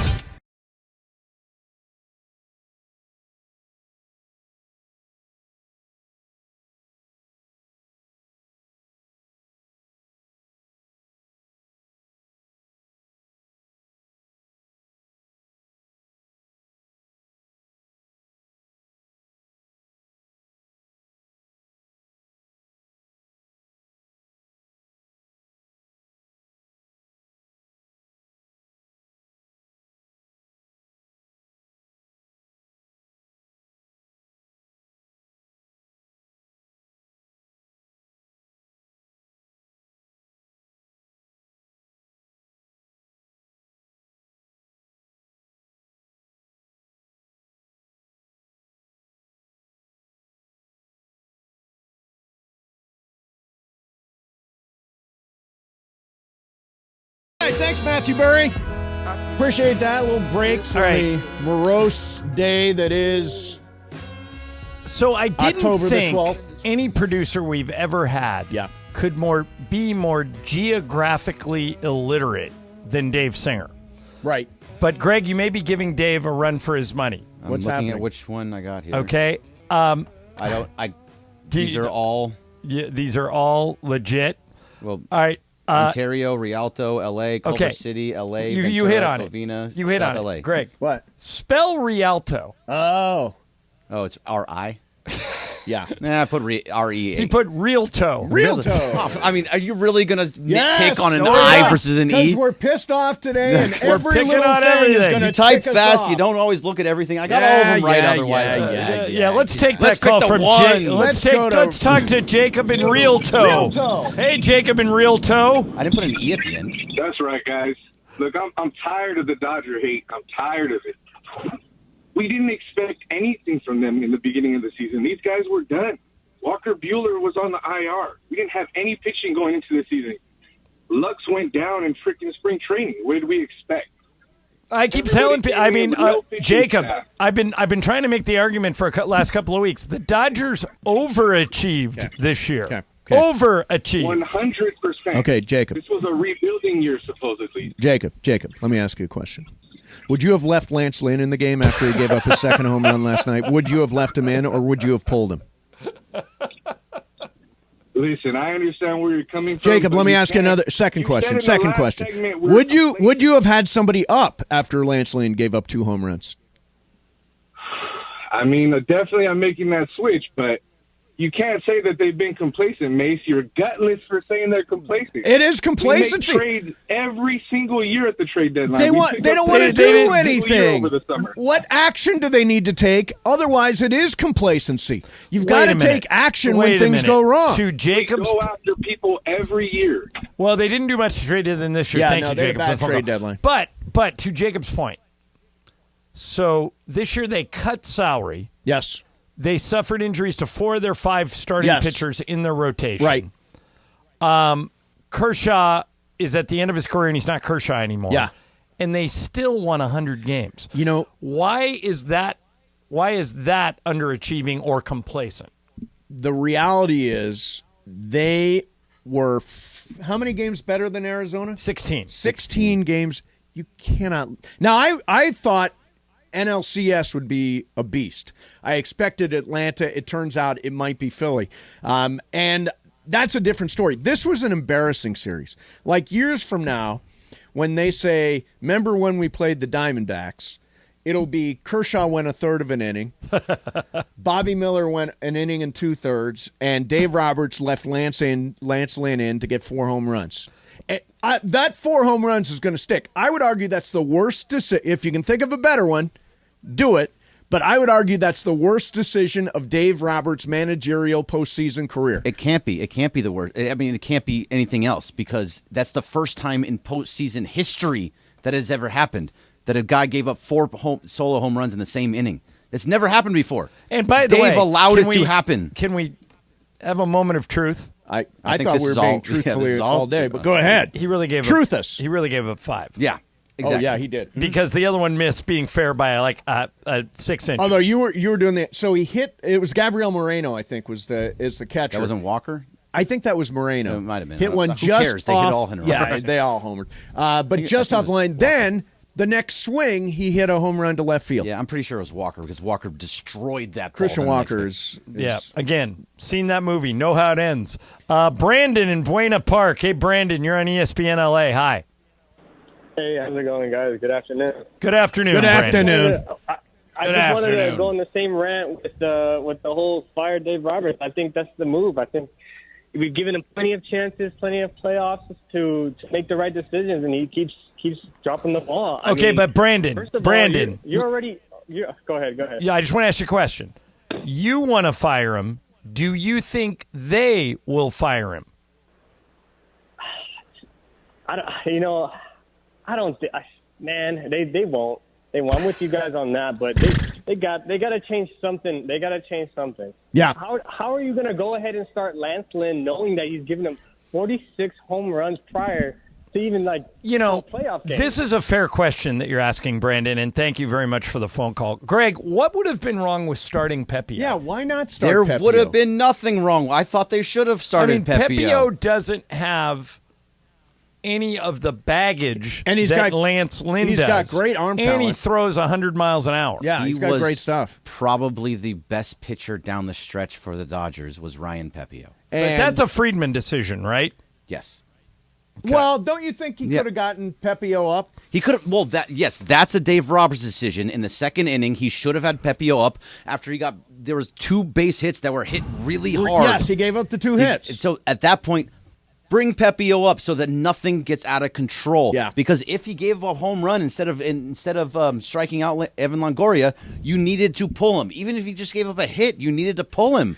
You have to pull guys at the right time, and you have to have somebody warm and ready to go. Dave Roberts did not put anybody at the right time. In an elimination game, tell me if I'm being extreme. In an elimination game, like you lose and your season's over, as soon as a runner gets to second base, I've got somebody up. Exactly. You say that all the time. You do all the time. The shortest leash in the world. Didn't do it. But an elimination game, the leash has got to be really short. And you guys normally think I'm extreme there, but I'm not being extreme in an elimination game. No, and plus, after 2 home runs, no. Well, no, after the first home run, you get somebody up. Yeah. Just so you have them. And Lauren Shahadi I on TBS. wanna hear, can we find the Lauren Shahadi? I can't find her actually saying it. It must be somewhere. By the way, but for What's Up Fool, Lauren Shahadi. She was great. Yeah. What's Up Fool? I'm gonna for What's Up Fool. My question is the first one is going to be Dave Roberts explaining Lance Lynn, and I want you guys to react to his explanation. Okay. In post game. But either way, Lauren Shahadi said that he was trying to keep Pepio for down the line. Yeah, he had 2 more games. Supposedly, he was managing because he had 2 more games. Allegedly. Apparently, he said, "I've got 2 more games." Yes, he said you've got one more game. I want to see if your guys' heads explode. This is Jim in South LA, and Jim, it says on my screen, you don't want to fire Dave. Is that correct? That is correct, gentlemen, because this is a personnel issue, not a management issue. How so? That you mentioned, John, all of the things you mentioned about the pitching being gone, about them overachieving, that's absolutely true because they didn't have the personnel. As you mentioned, we did not expect them to win 100 games. Mason, and I disagreed with you earlier, said this is an ordinary team. Roberts coached that ordinary team to 100 wins. And then you come down to it, and he's got to pitch Lynn? I mean, come on. We know the guy gives up homers, and that's what he did. And this is really a game of inches, right? Baseball is a game of inches and momentum. Mookie hit a ball in the top of the 4th that he hit hard. The guy made a great catch to run it down. Freeman, he hit a ball great. I think it was the 1st inning. The guy made a great catch to run it down. If those balls go a couple of inches further, we're talking about a whole different thing. That is not Robert's fault. Okay, so Jim, let me and stay there. So the Dodgers scored 6 runs on 17 hits with 1 home run in that series. Mookie and Freddie combined 1 for 21. Do you believe that a manager can motivate people? Well, today is the in the past you could yell at somebody was saying we need a firebrand in there. Yeah, you could do that before, but now the athletes are the empowered people. You can't yell at these guys like you used to because it's not going to work. But can you motivate them? Team, you can motivate them and you can try to. But hey, if millions of dollars don't motivate me, then nothing that Steve Mason says is going to make a difference. Yeah, probably. Thank you, Jim. Yeah, there's a drop. Nothing Steve Mason says is going to make a difference. That's a drop. If I ever heard one. All right. God, what a day. All right. Very angry. Yeah, I'm not having a good day. I'll be honest. I'm not having a good day. All right, coming up next, we're going to do What's Up, You're having Fool? a better day than Dave Roberts. Yeah, Dave Roberts is getting... He's probably hearing it today. I can't wait for you to hear what he said post-game in What's Up, Fool, because it's outrageous. Excellent. We will do that coming up next. Mason and Ireland, 710 ESPN. Let me tell you about Hyundai. I'm your Hyundai guy. And I got to drive the fully electronic Ioniq 6 EV for about a week. And I was like, oh, man, This is like driving on air. It's the first time I ever drove an EV. It's got a range of up to 360 miles, so you can go just about anywhere on one charge. It's got ultra-fast charging capability. It'll go from 10% battery to 80% battery in as little as 18 minutes. The Ioniq 6 makes the transformation to EV so easy. Trust me, I did it. You can do it too. Digital key, lock and unlock from your phone, parking assist, all this, blind spot cameras, all this stuff. The fully electronic Ioniq 6. When it comes to making the jump to EV, they think of every mile. Hyundai, it's your journey. Mason and Ireland, 710. Hey guys, it's producer Lindsay Baseball, and guess what? Thursday Night Football has a brand new home, and it's the 909 Sports Bar at Yamava Resort and Casino. Join me and the 710 Fun Games Department every Thursday night for a party. I will be giving away $1,000 cash every Thursday night. So this Thursday from 4 to 7 at the 909 Sports Bar, win cash and watch football with me, producer Lindsay Baseball. Or maybe they should call me Lindsay Football. See you there.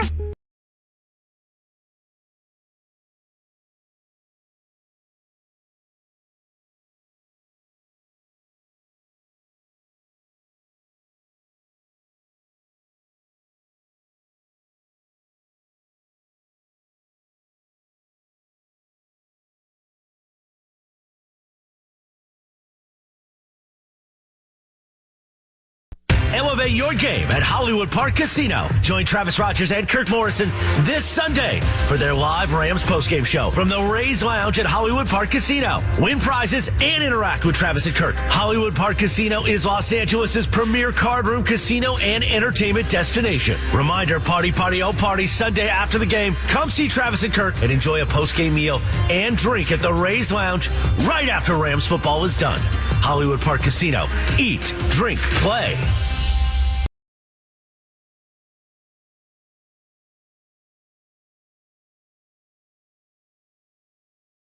Return of $1 Million Mondays. $1 Million Mondays. Your chance to win $1 million from 710 ESPN. Listen every Monday this football season for your chance at $1 million. $1 Million Mondays. Presented by Hollywood Park Casino. Eat, drink, play. Listen every Monday to 710 ESPN. When you hear the cue to call, be caller number 7. Give us your Super Bowl prediction. Both teams and the final score, and you could be winning $1 million this football season on LA's $1 million mega sports station. 710 ESPN.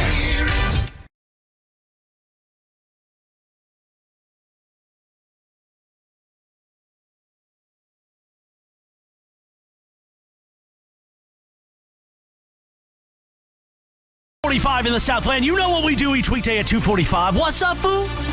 And we've been very excited that What's Up, Fool is made possible by our friends at Dos Hombres. In fact, we've got a special guest voice. Take it away, guest voice. What's Up, Fool is brought to you by Dos Hombres Mezcal. It's fate. It's friendship. It's mezcal. Dos Hombres. Look at that. How do I follow that? I don't. So I simply say, take it away, Corporate Greg. Thanks, Morales. All right, like I said, my first question is just about Dave Roberts' postgame when he was talking about what his approach was with Lance Lynn. Okay. And I want you to just tell me what you think of this ridiculous answer. Okay. I thought, you throw 2 scoreless. I thought he was mixing well, and then he gives up the homer to Perdomo, and then he gets a grounder, and then the Marte homer. So, you're still in the third inning, 2-0. Then he gets Pham, I think, on a 6-3, 4-3, something like that. So, you've got 2 outs and, a low pitch count, and figure that this run of right-hand hitters, you've got to be able to navigate it somewhat with 2 outs, nobody on base. And then 2 homers later, you're down 4-0. So I had some guys ready, obviously, but I can't predict the future. So it's like I try to not be reactionary and get ahead of things, but I just can't predict the future. And so, the way he was throwing the baseball, I didn't expect that. Okay. So I had guys ready. No, he didn't. There were no guys ready after 2 home runs. He didn't have anybody up and throwing. So there's A. B, a little league manager would have pulled the pitcher after 2 home runs. I mean, and the explanation is He should have just said, I screwed it up. Yeah. I'd have more respect for him if he said, if I had to do that over again, I'd do it different. Instead, he's justifying the bad decisions and compounding them and magnifying them. And I can't predict the future. I mean, I can't see if he's going to give up 2 home runs and then a 3rd home run and then a 4th home run and technically a 5th home run. I can't see the previous 46 home runs? Yeah, pretty much. The biggest problem with that clip you just played is when he says, obviously I had some guys ready. Literally the opposite was true. Nobody was ready. Nobody was ready because nobody was. We can look in the bullpen and tell. Yes, we can see that. It just like, what does that say to you about his managerial style and what he's doing? This says to me that you just don't get it. You know what it is? It is. Somebody in the Mafia said it's complacency. It really is. That was complete complacency. Complacency. And that's the type of manager I don't want on the Dodgers. Yeah, and it's unacceptable and embarrassing. All right, let me ask you guys this. Renee Garrett tweets, Ireland, regrettably, it's time for a change, and it's Mike Scioscia. No. Philly, Atlanta, Houston, and Texas all have older managers. Scioscia's 64. It's a young man's sport, but he'll bring guidance and fire. So if your choice is, it's either A or B, Dave Roberts or Mike Scioscia, which one you going with? Well, I mean, this is sort of like your will they hire? They'd never hire Mike Scioscia. Well, they just in wouldn't. that scenario, and I like Mike a lot. I would pick Dave Roberts because I know what I'm getting. Mike's a great guy. Yeah, I love Mike, but he clashed with management and didn't apply the analytics that they were hoping he would. He bridled against everything, and that's why he's gone. There are really good managerial candidates out there if the Dodgers want to make a change, and I. Again, Ireland says they're not going to do it. I think there's a chance that they do it. Vegas thinks that there's a chance that they do it. I found odds for it's a favorite that he stays, but it's only minus 110 that he stays, plus 110 that he goes. Basically even money. Basically even money. Yeah, it's basically 50-50. What's up, fool? Yeah, what's up, fool? Changing the subject here a little bit. Okay, Thank you. You need that. Yeah, I need a little Please. break. Need a little break from this hell. Go ahead. Dana White was on Pat McAfee this morning and said he was recently at the U2 concert at the Sphere and was blown away. Yeah, same as me. And he's sending his whole crew, production crew, and all that, the UFC team, to the Sphere to the next U2 concert so they could get a look at it.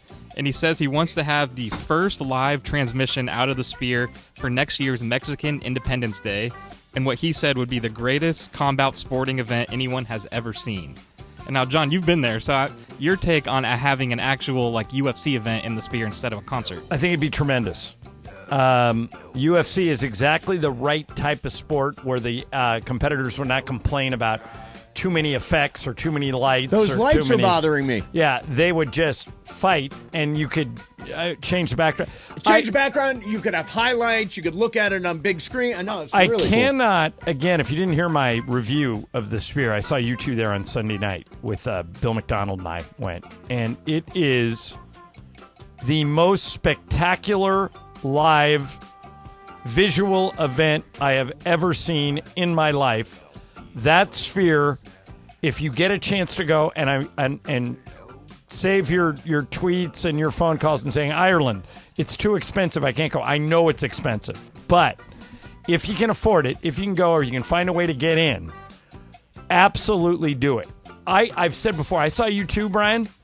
If it would have been a lousy band, it still would have been worth going to see the Sphere. Dana White's onto something. I think it's going to change the way live concert events are done. And maybe he's going to change the way live sporting events are done, because once you do this, you'll never want to go back. Mace, you go to a lot of concerts. Yes. You'll never want to go back to just going and watching people play music on a stage. Right. It's a whole, all-encompassing, massive light show, UV show, it's spectacular. I can't oversell it. So, yeah, not only would I'm not even a UFC fan, and I would go to that just to go back. I would go to that to back experience into the Sphere. However they program that thing and run that light show. I'm sure it's going to be spectacular. Yeah, there was even some talk of broadcasting the actual, image that they put on TV on the outside of it as well. Which they could do. Right, they can do. And by the way, let me point out, too, that the Sphere is 4K HD video. Like, there's this one video that I took where they basically start with a light show and a bunch of effects, and then by the time it's over, they're putting 40-foot tall. What, Mace? Yeah. Watch this video. Okay. Okay, and just describe it. Okay, so I'm seeing sparkling red lights. It looks like a Firefly fight, right? Fireflies, and then you're lowering down to the stage, and it's lit in orange, and there's Bono. Okay, now watch what happens next. They put in pure HD 40-foot tall shots of the musicians. Wow. Of all of them. Those Yeah. are live. Those aren't videos. Those are live shots of the musicians That's playing on crazy. stage, and it's 40 feet tall. That really means there's not a bad seat in the house. Of course. Matter of fact, you could argue that being up top might be better. Right. Yeah. I mean, oh, that's amazing. I cannot recommend Send me going that to the one. Send me Sphere that one. enough. Yeah, Okay. send me that one. Yeah, I think it's a cool idea. Yeah, very cool idea. What's up, Foo? I got Jimmy Butler recently was quoted saying he would not give up coffee for a year to win an NBA championship.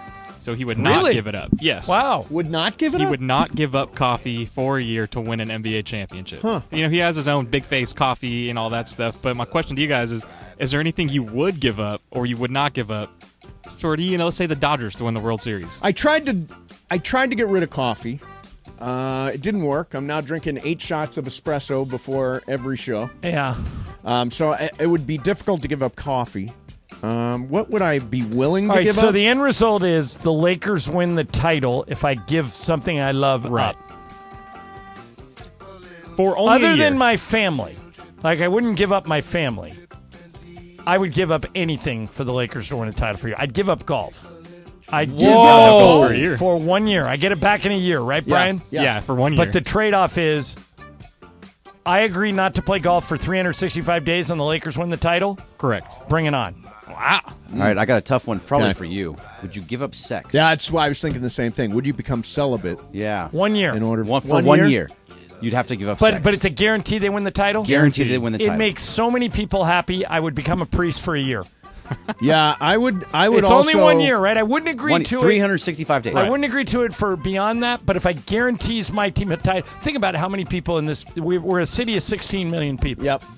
All in kind of a 3-year span, the Dodgers, Rams, and Lakers all won championships. Yep. But we got shortchanged because the Dodgers and the Lakers won during the pandemic. No parades. So we didn't get parades, we didn't get celebrations, blah, blah, blah. But everybody's so happy when that happens. I think it would be selfish if you refuse to give up sex for a year if it I guaranteed agree. a title. I agree. 1 year I could Plus, do it. Lisa would I'm be not doing it. relieved. Not relieved. She'd have a party. She'd be the happiest person on earth. By the way, I should lump Juan in there, too. Yeah. I'm sure he would be relieved as well. I'm not doing it. You're not doing it? No, I'm not doing it. For a championship? For a year? Okay, For Greg. a year? For a year? Greg, No. Greg.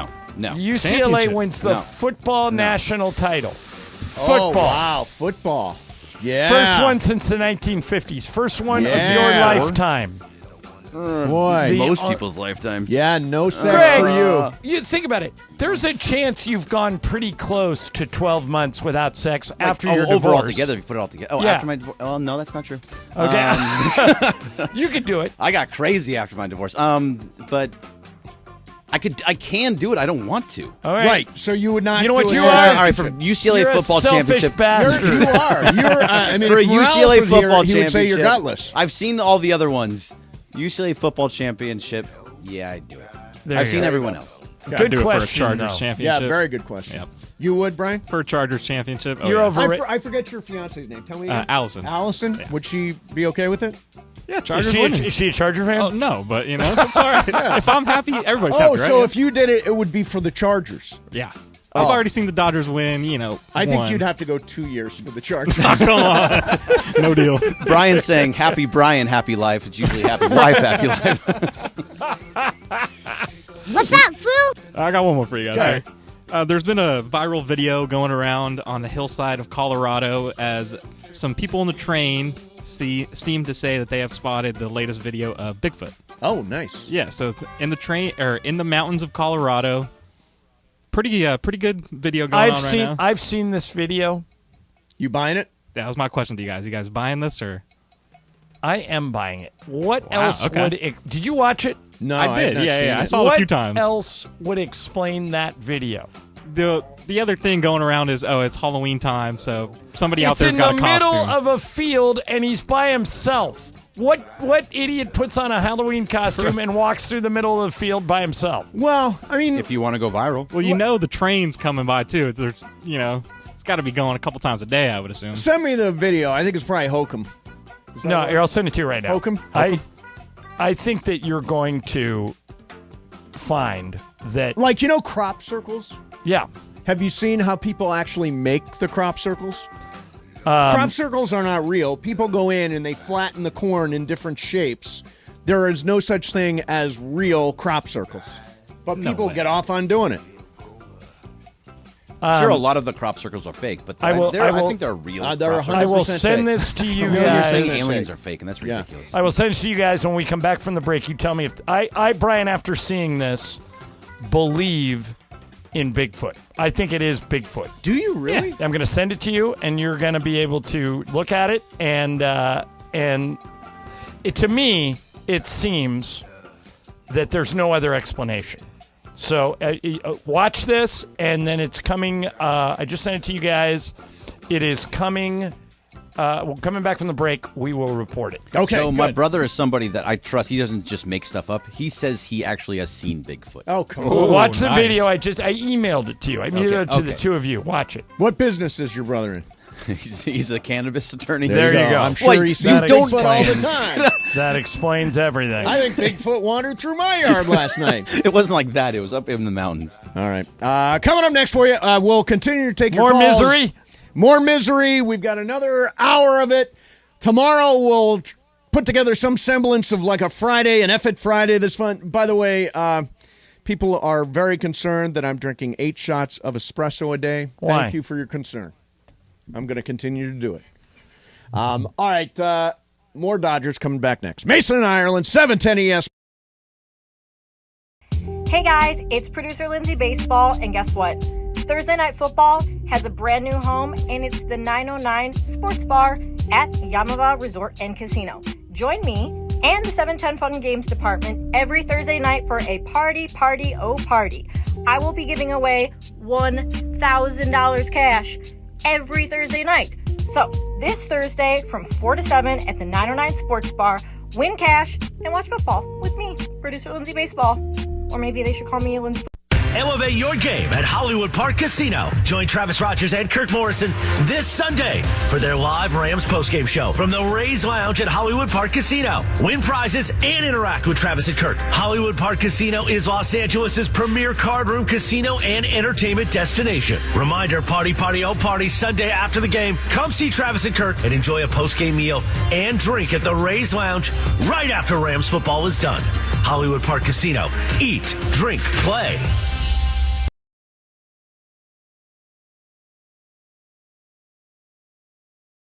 Return of $1 Million Mondays. $1 Million Mondays. Your chance to win $1 million from 710 ESPN. Listen every Monday this football season for your chance at $1 million. $1 Million Mondays Presented by Hollywood Park Casino. Eat, drink, play. Listen every Monday to 710 ESPN. When you hear the cue to call, be caller number 7. Give us your Super Bowl prediction. Both teams and the final score, and you could be winning $1 million this football season on LA's $1 Million Mega Sports Station, 710 ESPN.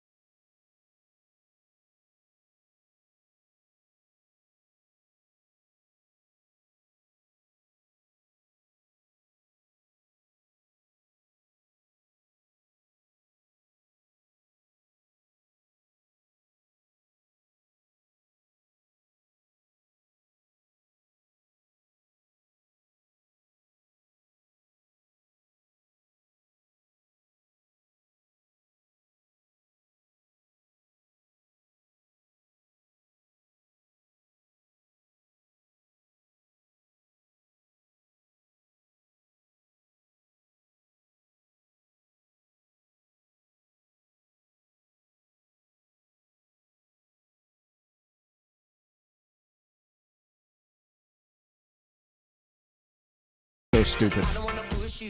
You don't think it's Bigfoot? That is not Bigfoot. That is a guy in a suit. Greg, what do you think? It's a Bigfoot outfit. I think it's A a Bigfoot. Bigfoot I believe No, in it. that's Bigfoot. Look, he There's- sits Believe, down baby. and you can't see him. Yeah, there's Right, a guy. he sits Wait, down. John on line 3 says he wants to talk about the Bigfoot video. John, Okay. have you seen the Bigfoot video? Yeah. Okay. Yes, I have. What's your opinion of it? So, man, I can tell you 1,000% that this is a guy in a suit. Why? And I'll tell you why. I worked in Southwest Colorado for a couple years. This is a town called Gunnison. There's nothing going on, and we would go to Durango. We'd go to like Boulder, just looking for a pulse. Near Durango is an outfitter that runs these Sasquatch tours, and the owner has a Sasquatch outfit that is immaculate.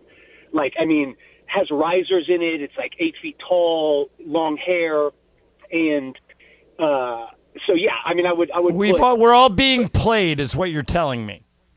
Yeah, isn't that typically the way? But yes, in this case, it absolutely is true. Just a big hoax. It's a hoax. Well, that's disappointing. I thought we discovered So we Bigfoot. can find something else to believe in, maybe. But. Yeah, All yeah. right. No, it's All not right. the Thanks, Dodgers. John. I'm not going to start Yeah, believing that's the in exact that. town that he said too, where that was taken. Oh, where So, the yeah. museum or where Right, the yeah, on that Bigfoot route. reserve Right. offices, Durango, right wherever- there. Yeah. something like that, yeah. You people are stupid. No, people but, that fall it's for this Bigfoot. stuff.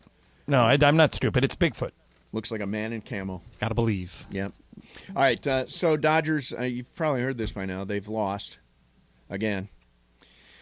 And last night, you can clearly point to. Did you ever find the Lauren Shahadi sound? No, we can't. No, find I it. can't find it anywhere because it was just an in-game. Yeah, drop, it was an in-game you know? thing. But apparently, at some point, he was asked. Dave Roberts was asked in-game why he didn't go to Ryan Pepio. Is that right? Well, yeah, but why he's not using Pepio? Yes, Right. And he said, "Well, I've got to plan on tomorrow. I've got 2 more games to go." No, you don't. He said I have to manage like I have 2 more games. No, you have to manage like this is the last night of the season. I mean, seriously, you can't manage this like I'm saving this guy for game 4. I'm saving this guy for game 5. Are you kidding me? Are you kidding me? There are a lot of people that want to talk about the Dodgers, including Steve in Culver City. Hi, Steve. You're on ESPN LA. Gentlemen, I'm feeling Mason's passion. I'm so mad, but this talk about overachieving and all stuff, that's all noble. But if the Dodgers would have put up a fight, would have went down fighting and scrambling and hitting and gave it a run, I could say, okay, well, they were the underdog team. But they look like crap, and it's the manager's job to prepare your team. I get it. He doesn't hit for him. He doesn't pitch for him. But he's had 3 years to prepare him with this playoff format, which I think is ridiculous anyway. But he's failed on that. I mean, at some point, the voice doesn't resonate. Okay. And Yeah. So Steve, it's clear what you would do. What do you think they're going to do? Man, I hear you, John. They probably won't. But, next year, are they going to – I mean, every fan is going to boo Roberts every time he comes out of the dugout. Well, here's the thing. People it's LA. There's no – LA fans don't boo that much. There's it's not not- New York or Philly. But let's say we're in this spot a year from now, and we're up 20 games and we're in the same format. What does he do different? Yeah, what does he do different? Well, Freddie Freeman and Mookie Betts have to hit. Well, Mookie's 6 for his last 44 in the postseason. I don't know what you're hoping for there. I hear you. But the only good news is these rookies look like they were a little awestruck. They've already gone through it. Yes. Now they're going to be a little bit more seasoned, and we're going to have to get younger, and we need to get rid of Muncy. I mean, I'm tired of these ground balls getting booted. 36 homers for teams that we don't play well. You want to take away 36 home runs, Steve? I do, because, they got us to the playoffs, but once we got there, he wants to pull everything. All right. It's just, yeah, it's true. He does go up there swinging for the fence. I hear it. And, but, John, the playoff format, I mean, if you play golf, if I said, hey, John, you're going to play a tournament this weekend, but you can't go on the course for a week, but you can only go on the driving range. I mean, you can't get a feel for how it is. Yeah, it's a good point. Or at least maybe, and thank you, Steve, for the phone call, Mace. Maybe they give the winning team, the option of taking a week off or playing right away. I think most teams would take the week off because it just it kicks you into the next round. Right. But you remember that first round, wild card round, all 3 games are at home. Sure. So you'd get a lot of revenue. You'd stay sharp. You think if they offered a choice that any of those teams that lost, the Dodgers, the Orioles, maybe the Braves go out tonight, would have elected to play last week? In retrospect, No. not knowing what happened. Correct. Like, let's say, fast forward to next year. You always take Yeah, I think most teams would. But here's I think that the divisional series, and I'm not using this as an excuse in any way, but the divisional series I think should be 7 games. They should do what the NBA did. They used to have 5-game series.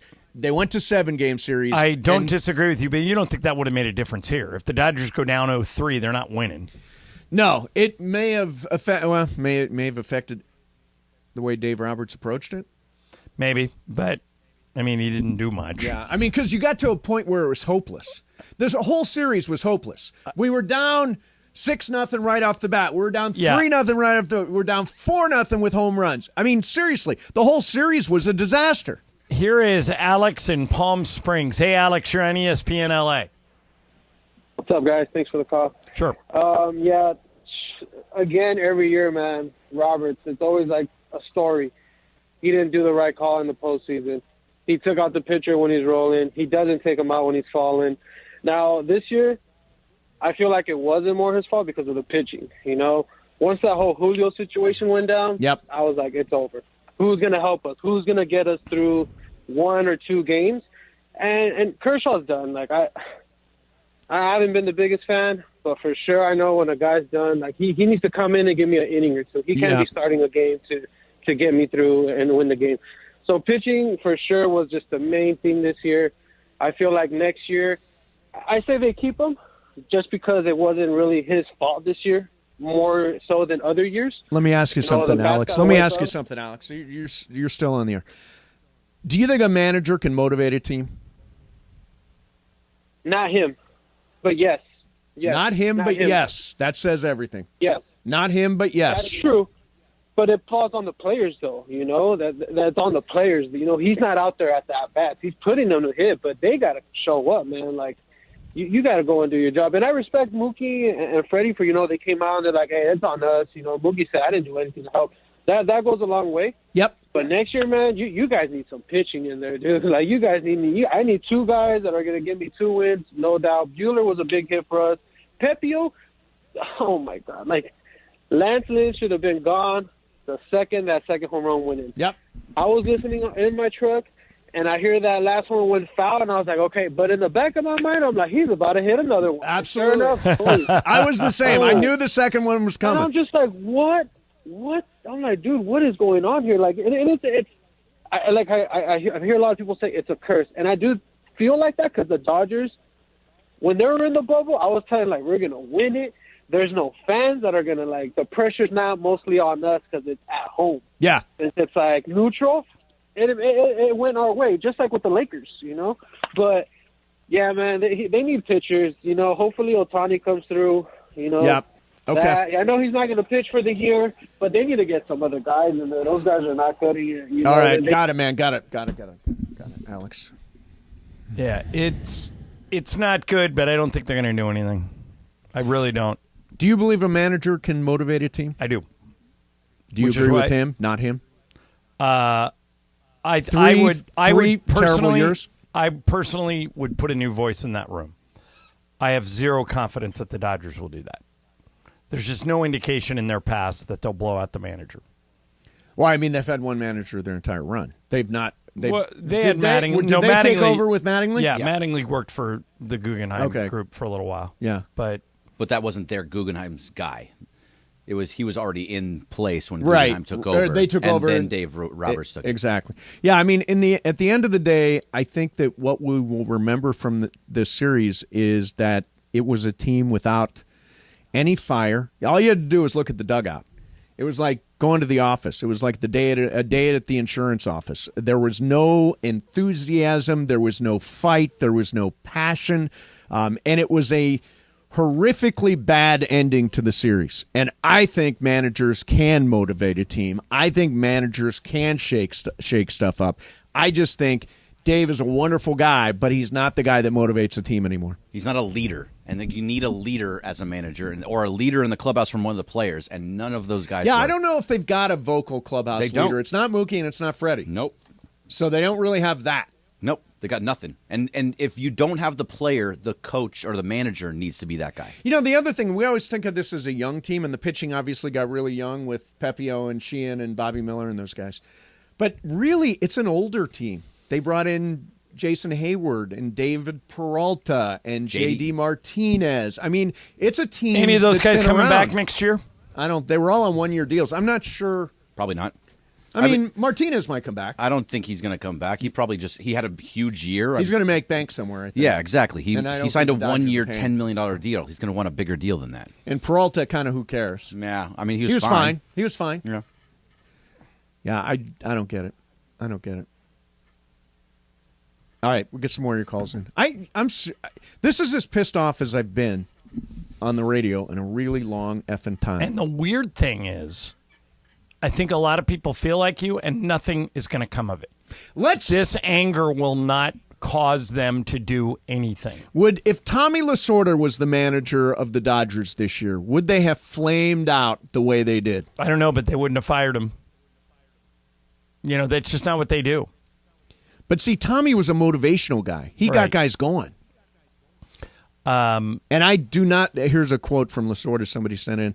In baseball and in business, there are three types of people: those who make it happen, those who watch it happen, and those who wonder what happened.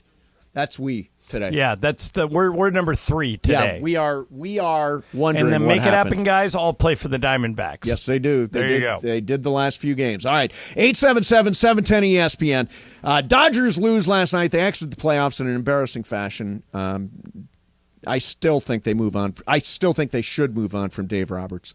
What do you guys think? 877-710-ESPN. Mason in Ireland, 710-ESPN. Hey guys, it's producer Lindsay Baseball, and guess what? Thursday Night Football has a brand new home, and it's the 909 Sports Bar at Yamava Resort and Casino. Join me and the 710 Fun Games Department every Thursday night for a party. I will be giving away $1,000 cash every Thursday night.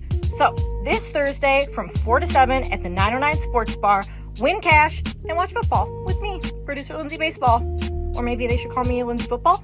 Elevate your game at Hollywood Park Casino. Join Travis Rogers and Kirk Morrison this Sunday for their live Rams postgame show from the Rays Lounge at Hollywood Park Casino. Win prizes and interact with Travis and Kirk. Hollywood Park Casino is Los Angeles' premier card room casino and entertainment destination. Reminder, party, Sunday after the game. Come see Travis and Kirk and enjoy a postgame meal and drink at the Rays Lounge right after Rams football is done. Hollywood Park Casino.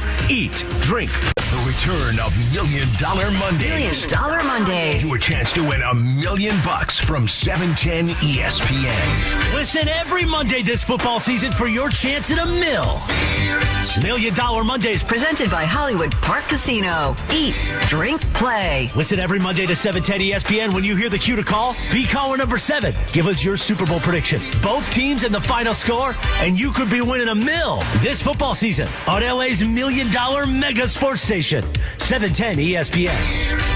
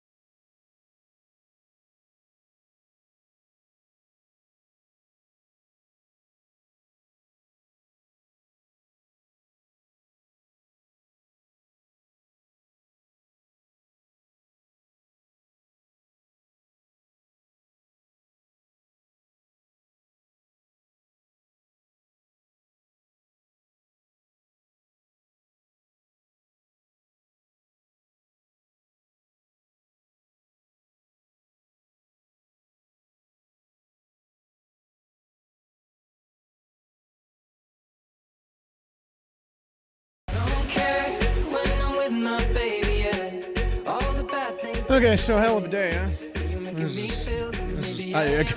Here's really funny. I got this tweet inside the Mafia from an Angels fan saying this is his favorite day of the year to listen to ESPN LA.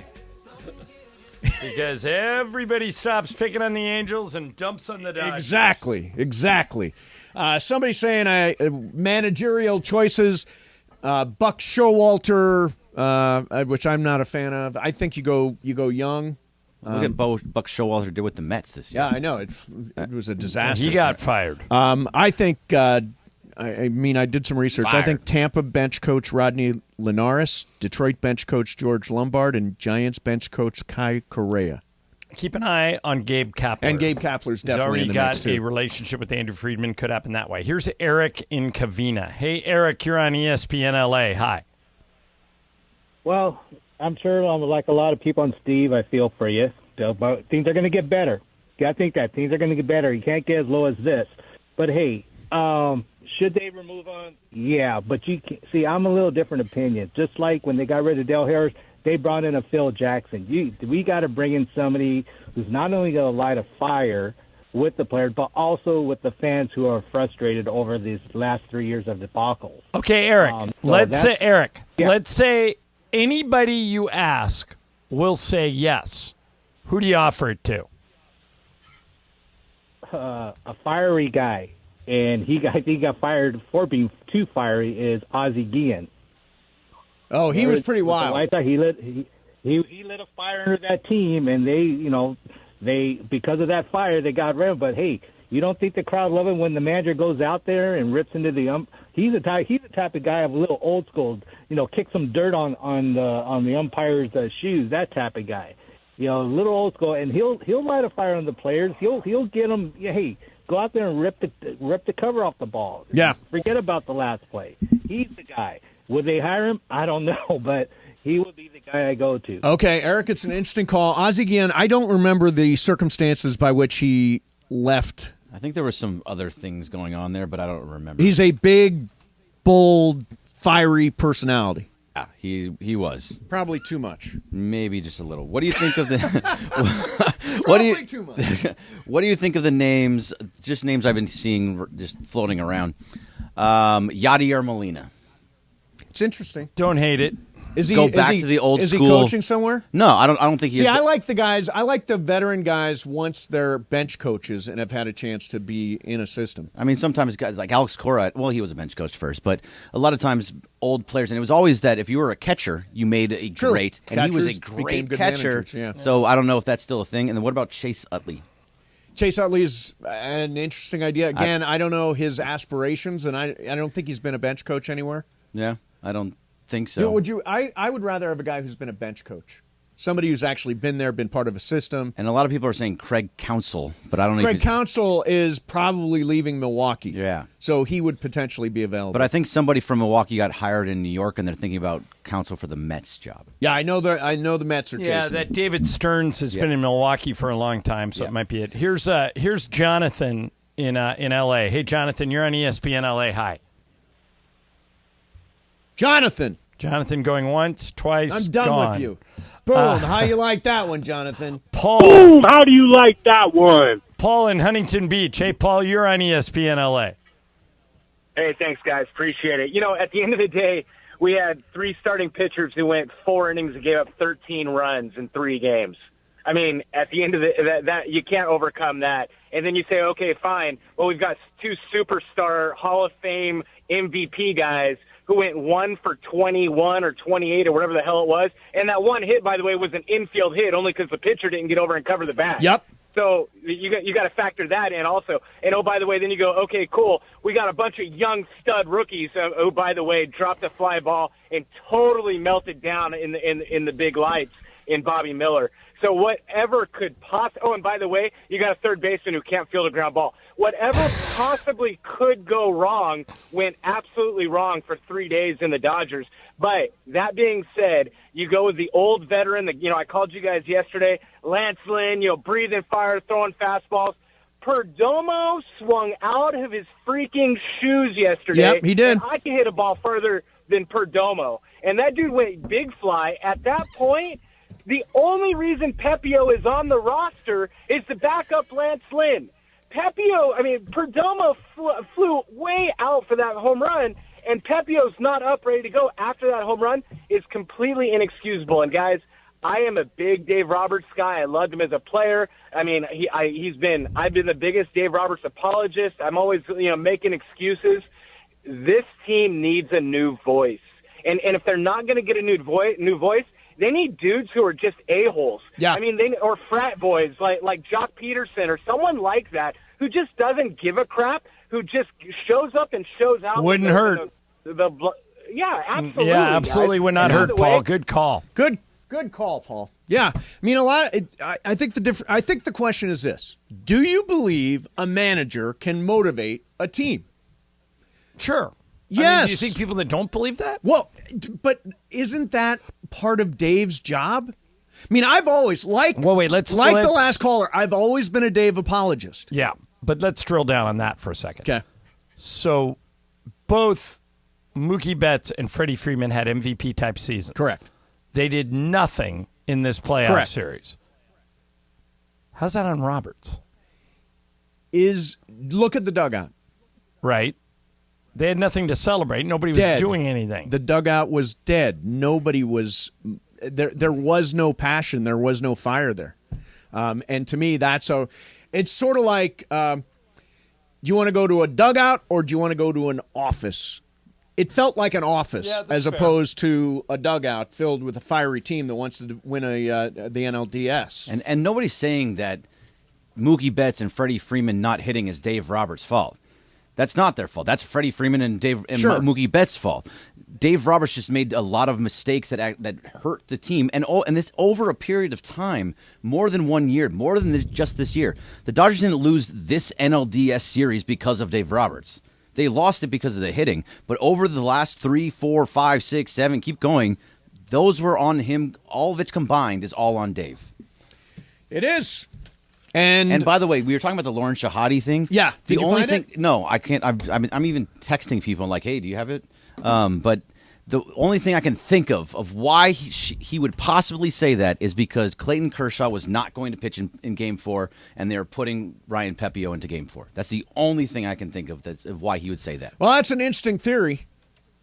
What do you think, Ireland? That they were really saving Pepio for Game 4 because he was going to start in place of Kershaw, and that's why he didn't go to Pepio. If that's true, it's really stupid because you need to win Game 3 to get to a Game 4. Need one, you got to man. play the game in front of you. Yep, that's what he said, though. I need to manage like I have 2 more games to manage. Hey, can I do 2 minutes on the Lakers? Yeah, yes, do it. I don't even talk about let's take a break from this. No more calls. How do you like that we come back, or you want to do it now? Let's go to break and do it then because let's just be done with the Dodger stuff. You done with it? I'm done with it. I can't hear it anymore. So, do you think we made a difference? Here's what you made. You gave people a place to vent, but nothing will come out of it. They're not going to do anything. There is hope something will happen. When is Friedman going to address all this? They don't really do exit interviews, but at some point Friedman's going to go on their hometown radio station and they're going to blow him some sunshine and whatnot, unicorns and all that stuff. All I know is he will not be coming on this station. Probably not. Not after today. All right, we'll do some Lakers coming up next. Then we got Game of Games. Then we got Supercross Talk.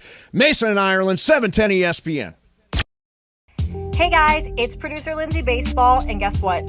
Thursday Night Football has a brand new home, and it's the 909 Sports Bar at Yamava Resort and Casino. Join me and the 710 Fun and Games Department every Thursday night for a party. I will be giving away $1,000 cash every Thursday night. So this Thursday from 4 to 7 at the 909 Sports Bar, win cash and watch football with me, producer Lindsay Baseball. Or maybe they should call me Lindsay Football. See you there. Elevate your game at Hollywood Park Casino. Join Travis Rogers and Kirk Morrison this Sunday for their live Rams postgame show from the Rays Lounge at Hollywood Park Casino. Win prizes and interact with Travis and Kirk. Hollywood Park Casino is Los Angeles' premier card room casino and entertainment destination. Reminder, party, oh party, Sunday after the game. Come see Travis and Kirk and enjoy a postgame meal and drink at the Rays Lounge right after Rams football is done. Hollywood Park Casino. Eat, drink, play. The return of $1 Million Mondays. $1 Million Mondays. Your chance to win $1 million from 710 ESPN. Listen every Monday this football season for your chance at $1 million. $1 Million Mondays. Presented by Hollywood Park Casino. Eat, drink, play. Listen every Monday to 710 ESPN. When you hear the cue to call, be caller number 7. Give us your Super Bowl prediction. Both teams and the final score, and you could be winning $1 million this football season on LA's $1 Million Mega Sports Station, 710 ESPN.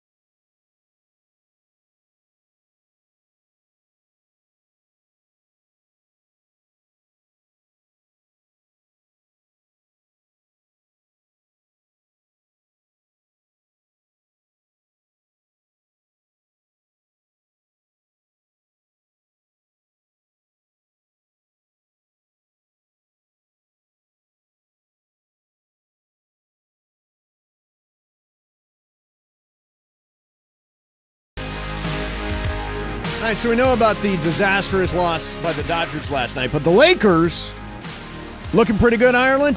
All right, so here's what I want to make people aware of. It's a small sample size, just 3 games. But coming into last night, and keep in mind he's not even playing in most of the second halves. Mm-hmm. All right, these are like playing half the game stats. Yep. D'Angelo Russell has gone up against, in order, Steph Curry, Ben Simmons, and last night, De'Aaron Fox. So 3 either All-Stars or former All-Stars. He came into last night's game averaging 14.5 points on 61% shooting, 75% from 3. 75%? From 3. Wow. In the first 2 preseason games. So I'm In a thinking, groove, yeah. all right, he looks pretty good. Then last night, 21 points, 8 of 12 shooting, 8 assists, 3 rebounds, a steal and a block in 21 minutes. What was he from 3? 2 for 5. Yeah. Right, which is good, 40%. Right. If he plays like this, the sky is the limit for the Lakers because you have to double team LeBron and AD. Yep. Which means the other 3 guys, Austin, Rui. D'Angelo. You think it's going to be D'Angelo. Michael thinks it's going to be Jared Vanderbilt. I think it could be Rui. There are some people think it could be Taurean Prince. Yeah. So it's a 3-headed monster. But here's the point I'm trying to make. D'Angelo Russell was an all-star when he played in Brooklyn 3 years ago. If he reverts back to that, look out. And it's not like he's playing against nobodies. Again, in order. Steph Curry, Ben Simmons, De'Aaron Fox. Yep. And he's lighting all of them up. Michael and I talked to him after the game last night. He was our on-court interview. And I said, your 3 looks better than I've ever seen it. I've covered you your whole career. Your overall game and demeanor. He said, I wish the season started right now because I'm ready. And you can tell he hasn't been messing around in the offseason. He's in great shape. He looks great. The way he's handling the ball, the way he's dictating the offense. He scored or assisted Mace on 13 consecutive points midway through the third quarter last night. Wow. Including knocking down back-to-back threes. That was a 13-3 run. Gave the Lakers were down by 1 at half. They led by 15 at the end of 3 because Russell took the game over. And the other dynamic here is obviously no LeBron and no AD and no Austin Reeves, but they pretty much played all their guys, right? Right. So here's what Darvin Ham said after the game. D'Lo has been phenomenal. Just really the communication between him and his teammates, him and myself, making sure we get exactly what we want out of the offense, laying the foundation. He's been awesome. And keep in mind, he was not with the Lakers during training camp last year. They traded for him in the middle of the season. I never saw this coming. And by the way, because he's playing so well, Gabe Vincent had 18 points on 7 of 12 shooting.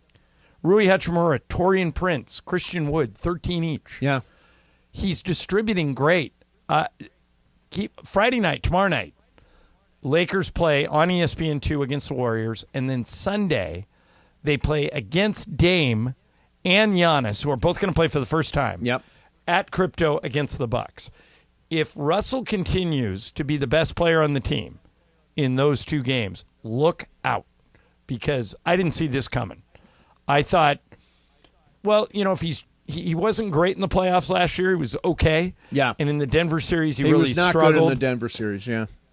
He's Mace. He's playing like the best player on the team, and that's on a team with better than LeBron, better than AD. He's that good in these 3 games. So again, small sample size. 3 games. Keep an eye. There's 3 down, 3 more preseason games to go. Their first 2 games on the schedule are brutal when the regular season starts. At Denver, their home opener here against Phoenix. So he's going to go up against Jamal Murray and Devin Booker. But the way he's played in this preseason, I don't think he's scared. Yeah. I just don't. I think he's been tremendous. And, you made reference to this. Sacramento played all their key guys last night. They played De'Aaron Fox. They played Domantas Sabonis. Yeah. They played Keegan Murray. They played Malik Monk. They played all the guys that helped them finish 3rd in the West last year. The Lakers sat their 3 best players. No LeBron, no AD, no Austin Reeves. And the Lakers dominated the second half and beat them. So I think they're onto something. Again, small sample size, look really good so far. When does it start for real? 24th. 24th. At Denver. So 12 days away. Yeah. That's when it gets really exciting. Yeah. And then first home game is great too, right?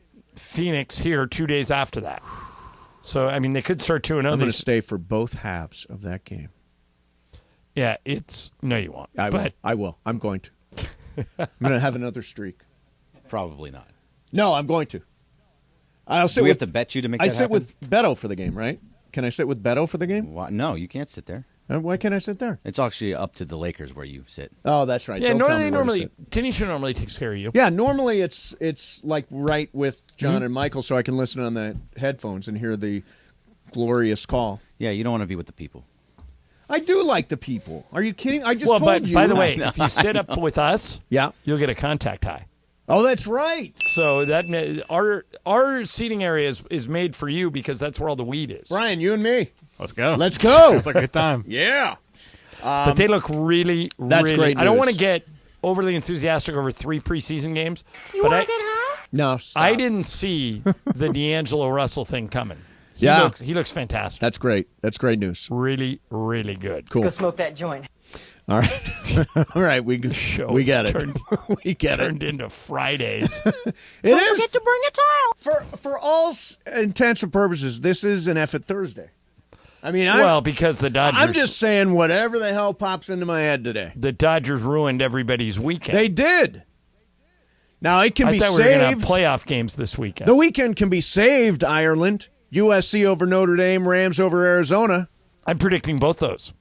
I like both, too. I'm taking USC. I'm taking the Rams. Watch out for USC's sneaky good defense. USC's defense is pretty good. Sneaky good defense. Drinking that Lincoln Riley Kool-Aid. Oh, boy. Number 1 in the nation in tackles for loss. Number 5 in the nation in sacks. And where are they in the nation for giving up points? Well, in yardage. Points against. Yardage. Well, what about points against? Let's do yardage. Let's do yardage. What are they They're on points? 109th What are they in out the of nation? 130. We should actually I look it just up. gave you this. No. I'm teeing it up for you. They're 109 out of 130 in terms of yardage given up. That's awful. 109th out of 130, but sneaky good. Sneaky garbage. Sneaky good. Like, what's that quarterback? Sam McCarthy is his name, right? The Notre Dame quarterback, isn't it Sam McCarthy?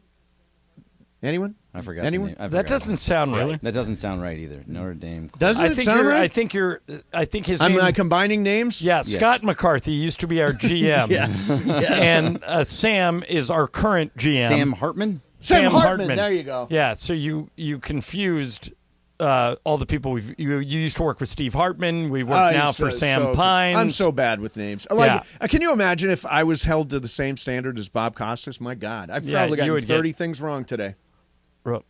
By the way, did you? And I'm probably low. Did you guys watch Get Up this morning? I did. Okay, did you see the Sneaky Hembo question? Yes. Did you get it? No. I missed it too. I'm trying to think. All right, so don't say anything else. Yeah, I'll give it a Greg. Okay. Bryce Harper last night Yep. hit his 14th home run in the postseason. It's pretty good. He's second all time. All time. To one other guy who's hit 17, who's been a number 1 pick. Bryce Harper's a former number 1 overall pick in the baseball draft. Picks and drafts. So I was convinced, Mace, Yep. that it was Reggie Jackson. That was my first thought was Reggie Jackson because Mr. October and all that. And By the way, was I don't shocked. remember the answer. It's Carlos Correa. Carlos Correa. Has we don't need to talk 17. about that. Although Carlos, okay, wait a minute. But Carlos Correa is a dog. He's got a little a-hole in him. That's the type of guy we were all saying an hour ago the Dodgers need. He's got a lot of a-hole in him. Yeah. So, no conscience. Yeah. Well, do we need that? Maybe we need a little of that. He's a cheating bum. Cheating bum. But he's our cheating bum if we sign him. No, we're not. He's in Minnesota. Didn't he sign for a contract? I think he signed for I think he signed for years. 3 years. Yeah, he signed for multiple years. Yeah. There got to be other dogs out there. Yeah, I'm sure there's another And, dog. I was just reading I was just reading this Dave Roberts story on the ESPN. On the interwebs? On the interwebs. I don't know if this was last night, today, when, but he actually did acknowledge he screwed up. He said, I've got to do a better job of figuring out a way to get our guys prepared for the postseason. I'll own that. The regular season, I think we do a great job. But the last couple of postseasons, it hasn't gone well for us, so I've got to figure that out. What about the last 8 years, the 7 years before this? Well, he won it in 2020. Yes, he did. You just throw that away? No, he won it in 2020. It's a real championship. Yep. It is. Yeah. But people won't acknowledge it until he wins in a full season. Here's Kershaw. Obviously, a horrible way to end it personally, but that's not ultimately important. It's just how I didn't help the team to win the series. That's the most disappointing part. We've got to find out a way to get back and not feel sorry for ourselves and get better. That's just the only option. Now, do you think Kershaw's going to pitch next year? It's a great question. My gut feeling is saying no. I just think this would be a good time to end. I mean, he's had a first ballot Hall of Fame career. He's got a World Series. Yeah, that he was an integral part of.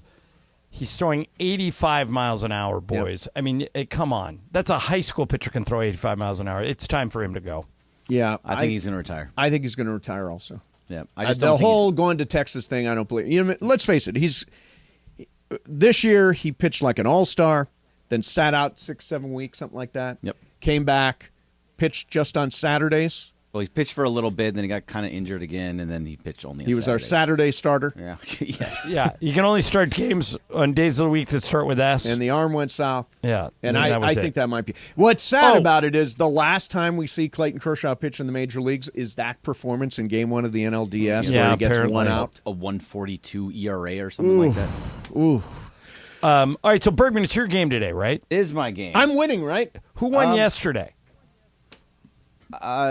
Cappy? I did, I thought. No, yeah, It Brian was, did. It was your. So is Brian leading? Wait a second. Wait, it was my game. It was I your won 2-0, game. never Yes, mind. it is. Yeah, my I bad. think, You couldn't win. Who won your game? Bergman, this trying to is cheat like some your games. one Brian, job. who won your game? It was Cappy, I think. I don't remember. I think it was Cappy. Well, no, I mean, I wrote it down. Give me 1 second. I'll help you Yeah. out. I mean, Because I'm winning. you're We're not all winning. tied. If Cappy's winning, then he has 2. Yeah. Wait, I got Bergman won, Ireland won, Sedano won, MT won, Mason won, Cappy won, Brian I think it was won, Beto. You know what? It was Beto. Yeah, he knew all them. He knew all the minor league That's right. hockey That's right. teams. It was Beto. Okay, now, Okay. So Yeah. that's now. So now the lead is up for grabs. There is 8 people that have won. Wow, we've never had that big of a. It's like No. a golf tournament. It is. It's a scramble. All right. So is somebody from the afternoon show going to play? I texted Cappy, but he hasn't gotten back to me. Laura can play if he doesn't get back. Yeah, get Laura in here. Yeah, get Okay. Laura. I want Laura on. I think Brian's going to win. Okay. Interesting. Let's go. Come Your on. game? Do you have a Mike, theme or anything You like can that? find out after. Okay, I'll find out after. Stay tuned. Mason in Ireland, 710 ESPN. The return of Million Dollar Mondays. $1 Million Mondays. You a chance to win $1 million from 710 ESPN. Listen every Monday this football season for your chance at $1 million. $1 Million Mondays. Presented by Hollywood Park Casino. Eat, drink, play. Listen every Monday to 710 ESPN. When you hear the cue to call, be caller number 7. Give us your Super Bowl prediction, both teams and the final score, and you could be winning $1 million this football season on LA's $1 million mega sports station, 710 ESPN.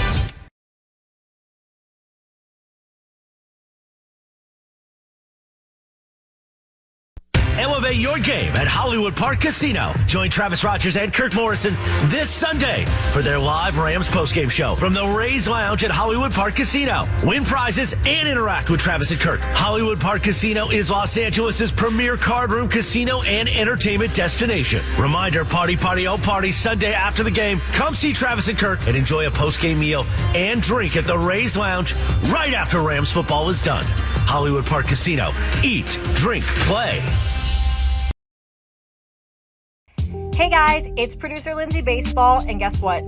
Thursday Night Football has a brand new home, and it's the 909 Sports Bar at Yamava Resort and Casino. Join me and the 710 Fun Games Department every Thursday night for a party. I will be giving away $1,000 cash every Thursday night. So this Thursday from 4 to 7 at the 909 Sports Bar, win cash and watch football with me, producer Lindsay Baseball. Or maybe they should call me Lindsay Football. See you there.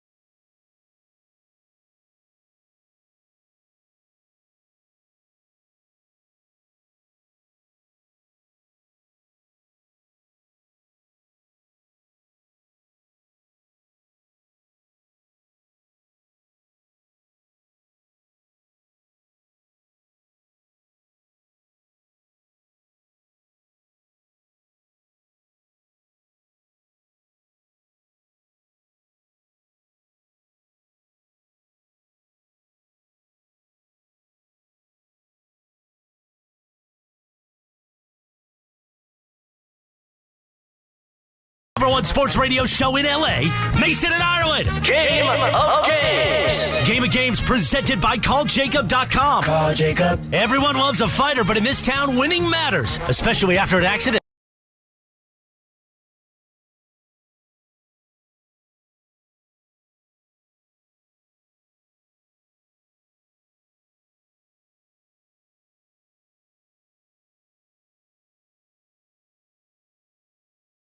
All right, here we go. It is Game of Games time. It is Bergman's game today. As you have heard, about 9 people have won once. 8 people have won Laura once. can make it never 9. happened before. The month is up for grabs. Hi, Laura. How are Hi, you? guys. I'm good. I want to get a game for free. You guys were giving Cappy one.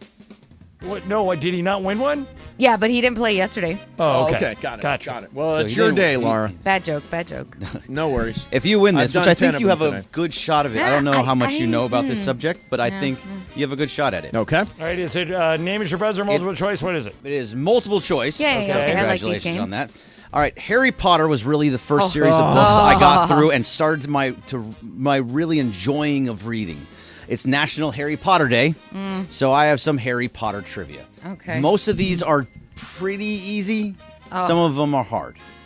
So how much do you know about Harry Potter, John? Well, I have never read one sentence of a Harry Potter Did you ever book. see Me 1 either. second of a movie? Zero. Oh, really? If I win this, it will be the greatest upset in Game of Games history. Can I just say my disadvantage here is exactly the same. Never read any of the books and So, never saw any. Brian and Laura are big Brian, favorites. have you seen the movies or read the books? Never read the book, seen all the movies. Okay. Oh, hell. Have you read her books or seen I the have movies? never read the books. I was drunk when I saw the movies. Never been All prouder right, of so you. this is what I'm gonna just because of that, I'm gonna make Brian always go last. Fair enough. Okay. Oh, dang, we shouldn't He have has asked. some that's exposure. There's to this. some Okay. exposure to it. Yes. Yes. Okay. All right. So number 1, how many books were in the Harry Potter series? Just the main books and none of the ancillary ones. Yeah. Is it A7, B8, or C9? Mason. It is 8. Okay. And Ireland. I know this. It's 9. Laura. He said he knows, but I don't know if that's true, so I'm going to go with 7. Okay. And Brian. Yeah, I think 7. It is 7. Yeah. Seven books. I almost fell for I it. may get the Curtis here. Troy and the Mason and Ireland Mafia says nerd radio. Continue. Yeah. That's totally fine. You're right, Troy. It was completely on purpose. All right, so number 2. Who picks up Harry originally? Sorry, there's no way you know this. All right, who picks up Harry originally to take him to Hogwarts School? Oh, yeah. Oh, my God. Is it Albus Dumbledore, Rubius Hagrid, or Minerva McGonagall? That's and a we'll start very with good Very good question. Oh, this is Minerva. I'm feeling good about it. All right, Brian. Oh, no, you're going last, Brian. Laura. A. I don't even know what the Albus A was. Dumbledore. Yeah, let's go with that. Mace. I'm with Laura. Albus Dumbledore. And Brian. I'm pretty sure it's Hagrid. It is very much Hagrid. Brian is going to Brian take the needs to lead. go on first. this. No, absolutely not. No way you get this either. All right, so Voldemort was the main villain. What was his real name? Was it Tom Riddle, Felix Felicis, or Dean Thomas? Laura. Wait, read. Tom Riddle. Okay. Felix Felicis, or Dean Thomas? God, they're all made up. B. Okay. I'm Mace. Yeah. I think it is Thomas. Thomas? Was that one of the choices? Dean Thomas or Tom Riddle? Tom Riddle. I'm sorry. Okay. Yeah. Ireland. Felix. And Brian. It is Tom Riddle. It is Tom Riddle. Mace got on the board. Well, at least I have one. I'm okay with one. I have 0. I'm going for the Curtis. Yes, you are. Ireland's the only one to not get one. Look at that. All right, so Ron Weasley was Harry Potter's best friend with Hermione Granger. What was Ron's biggest fear? Was it snakes, fire, or spiders? Ireland. Spiders. Okay. Laura. Fires, spiders, or Snakes. snakes? Okay. Mace. It is spiders. Okay. And Brian. It is spiders. It is spiders. And you're on the board. You're on the board, Yeah! Ireland. Look at that. No Curtis That for you. should have been like a given. People are scared of spiders. I'm an idiot. So when I was writing this, I was like, I don't think they're going to know anything, but I'm still going to put some hard ones in there. Harry Potter's blank is named Firebolt. Is it his pet, his wand, or his broom? Laura. God, Lord Jesus. His wand. Mace.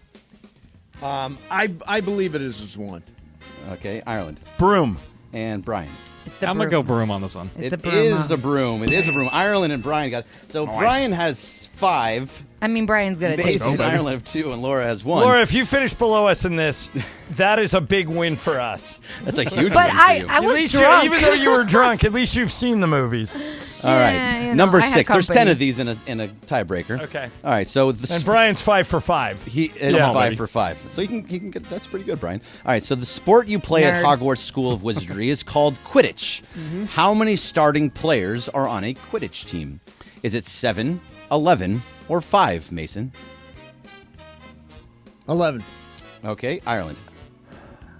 5. Okay, Laura. I'll go different. What was the other one? 7? 7. 7. And Brian.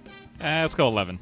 Oh, Brian missed one. It's 7. It's 7, and Laura gets that one. Yeah, there you go, Laura. Okay, Laura. We all have 2. The battle here is really for second place. Yeah. So it's 2-2-2 for second place. And 5. So we're gonna do all of them anyway. All right. What does the magical spell Accio do?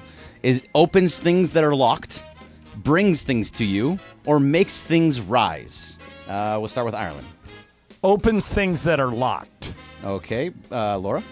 Makes things rise. Mason. Makes things rise. And Brian. Bring things towards you. It does bring things towards you. So. Oh, God. Wow, nice. That was a guess right there. All right. Boom! How do you like that one? And all these are so super hard now. What is Hermione Granger's middle name? Is it Minerva, Jean, or Esther? Laura? Minerva. Okay, Mason. I'm so confident in that. Yeah, I'm dying of nerd poisoning, but I will say it's Minerva. a great book. You're going Minerva. What are the other 2, Greg, besides Jean Minerva? and Esther. I'll go Esther. Yeah, that Okay, she's and she, Brian. Yeah. I'll go Esther too. Yeah. None of you got that one. It was Jean. Oh. Hermione Jean Granger. Dang, Skip that Brian. chapter. I'm proud. Yeah. I'm proud, Brian, that you missed Are one. we out of it yet? It's still a 3-way battle for second place. How many are left? That's important. 2. All right. Don't worry. We're going to get out of this soon. Don't worry. Okay, good. Thank God. Ladies and gentlemen, stay tuned. This will be over soon. I love it. I like it when it's hard. So and most of the time, you guys Pause. do games that we have absolutely no clue of the answers. So- Major All right. pause. Well, this would fit that bill. Yes. Which of these were not one of Voldemort's 7 Horcruxes he divided himself into to keep him alive? The Horcrux. What? I happen to know all 7 of these. Okay. I'm sure you do. Is his ring, his wand, or Harry Potter himself? Yeah, I Mason. know this. It's Harry Potter himself. Okay, Ireland. Yep. What is it? What item are we trying to identify? What is not one of his Horcruxes?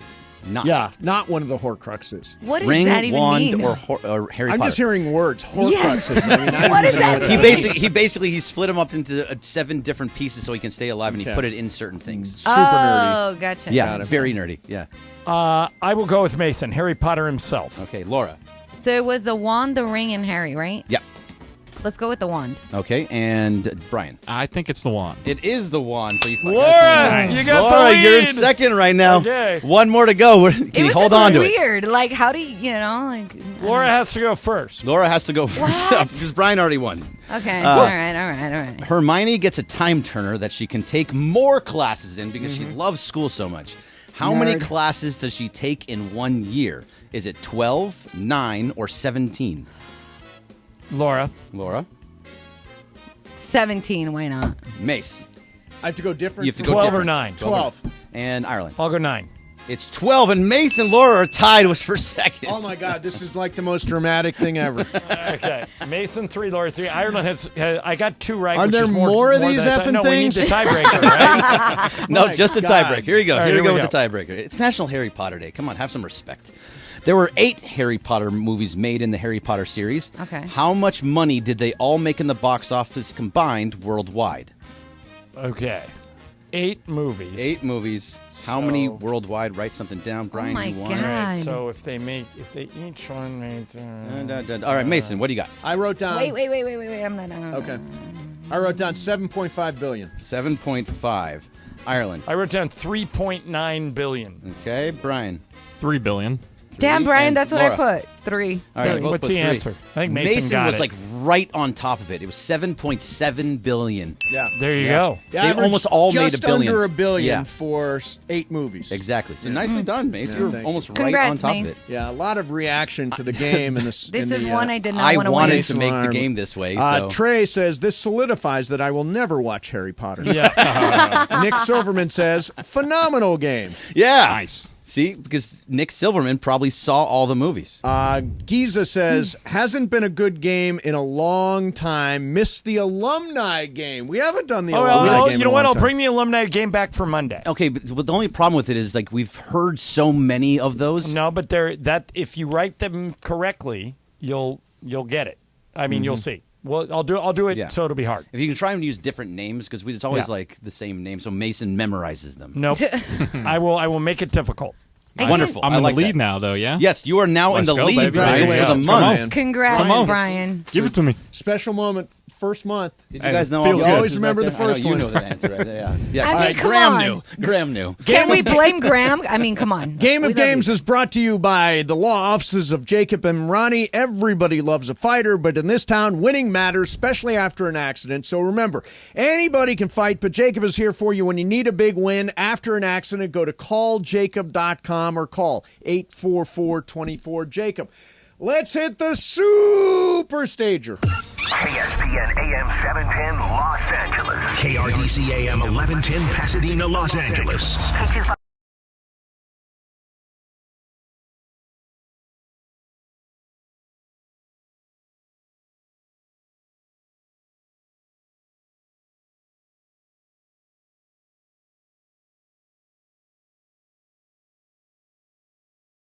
Ready for Sedano and Cap to join Mason and Ireland. Super Crosstalk begins. Super Crosstalk, presented by Coors Light. Coors Light, made to chill. It's time for Super Crosstalk. Now, we are going live to the 909 Sports Bar at Yamava, where Shadano and Cap are right now. What's the laughing about there?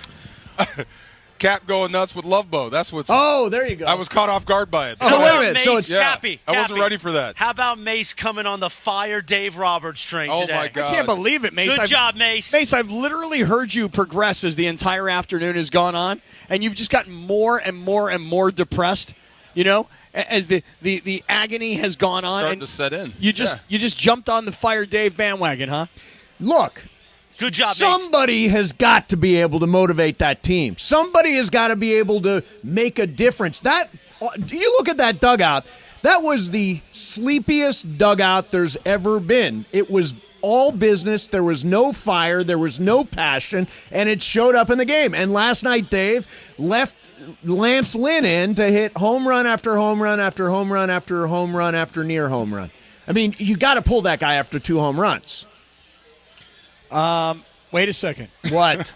I thought the Dodgers had been telling everybody, Andrew Friedman, Dave Roberts, Mookie Betts, this is my favorite team. I love this team. I love these guys. I hate this team.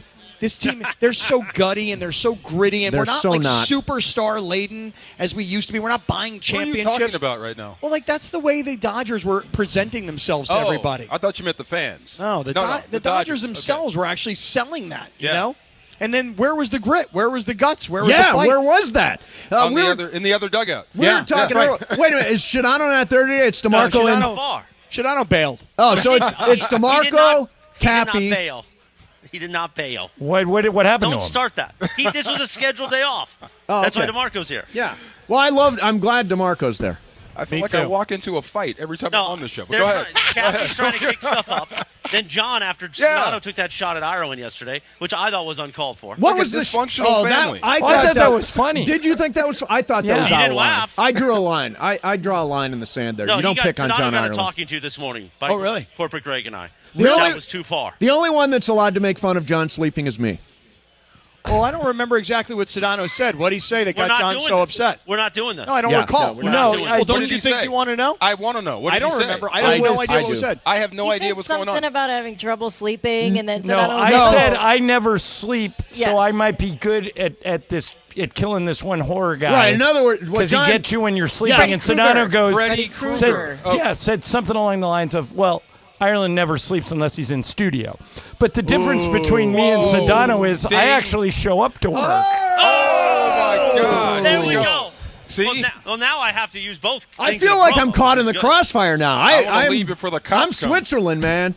You know, you maybe guys you're go right, at Chris. it. Maybe I shouldn't have asked what was said. Oh, my God. Because now, look what's happened now. Now there's firing back on both Why sides. do I think you're responsible for this, Chris? I'm not responsible I think for any you of it. are. You love this stuff. He does. He does. He starts this instigates it stuff. all. You Yeah. did. Wow. Right.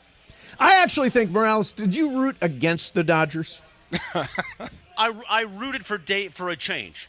I rooted for the agony to be over, and the agony is over now.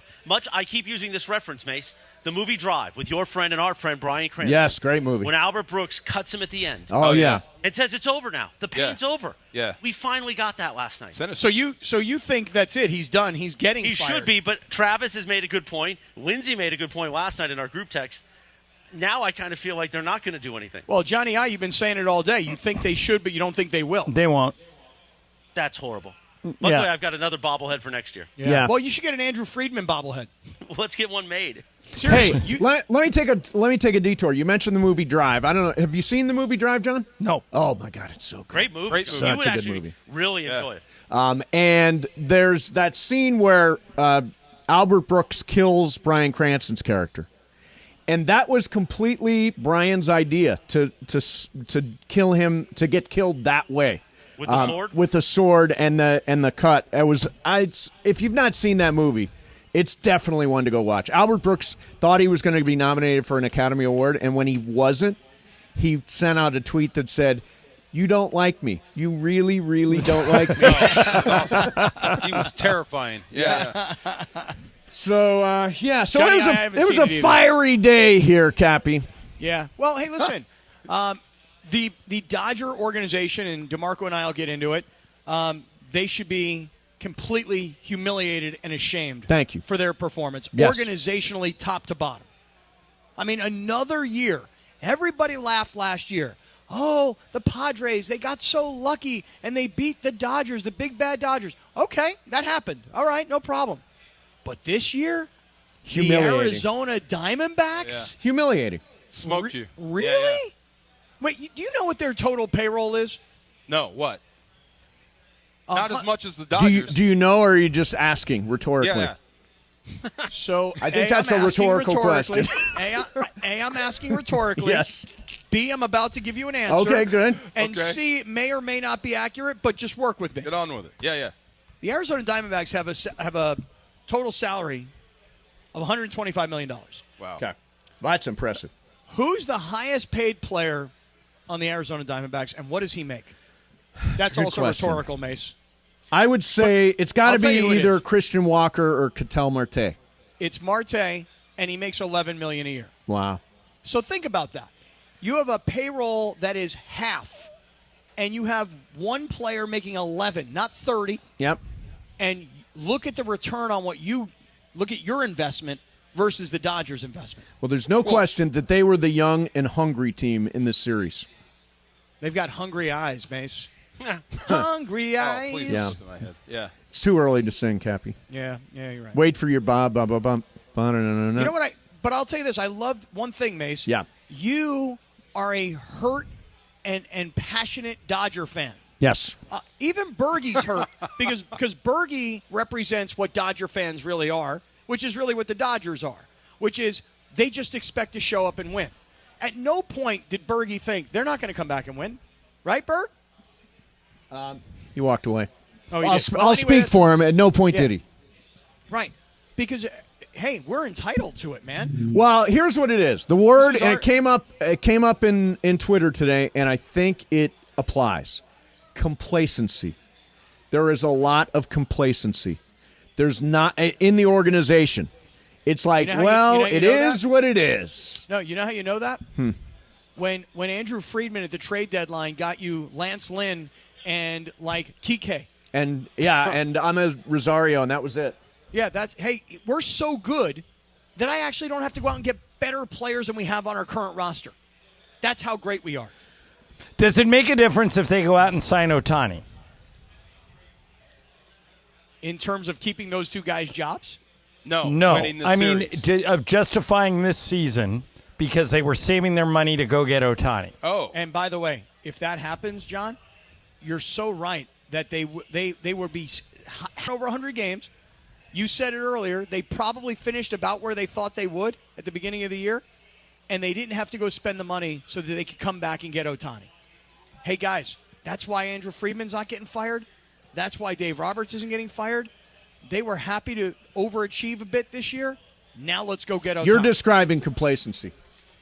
And Yeah, Dave- but who's complacent? That's my question. It's for good you. enough. That's what they're saying. 100 wins is good enough. But who's complacent? I think organizationally they're complacent.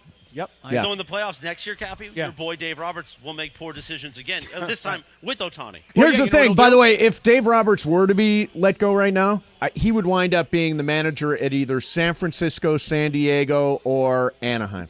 The next day. Oh, yeah. or the Mets. Day. Or the Right. Mets. The next day. Yeah. Yes. That's exactly right. Hey, I wonder what he's doing right now. Dave? Yeah. Listening.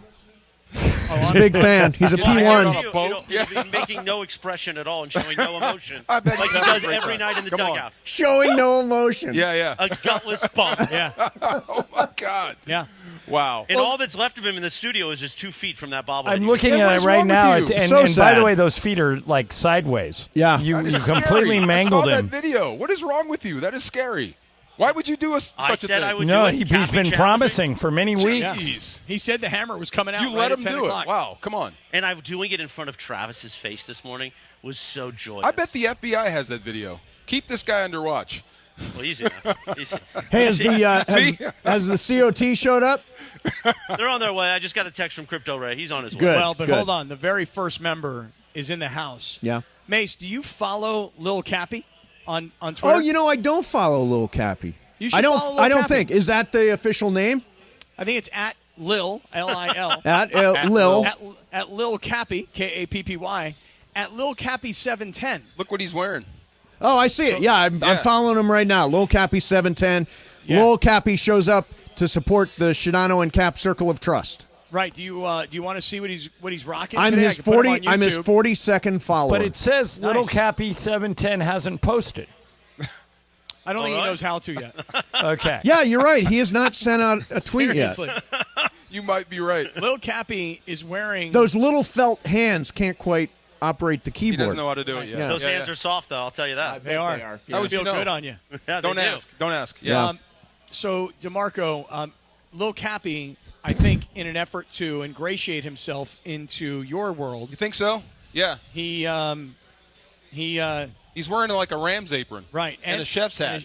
That's right. Yeah. That's kind of scary. He's been kind of stalking me. Well, though. it's He kind of wants like me to do some we're sort of cooking videos. up a Yes. win for Sunday. Is that the concept? I hope so, Mace. We need it. That close against Philly, right? Yeah, very. They didn't embarrass themselves. So, look, Arizona's the opposite end of the spectrum. So I'm expecting not only a win, but a very dominant win out of the Rams. Plus, they're versus 2-3, and 2 of the losses are against undefeated teams, best teams in the conference. Yeah, I'm still not over Cincinnati. I know I'm supposed That's to be. the one but we should have got. That's the one you should have won that game. But San Francisco played them close. No one's played them closer.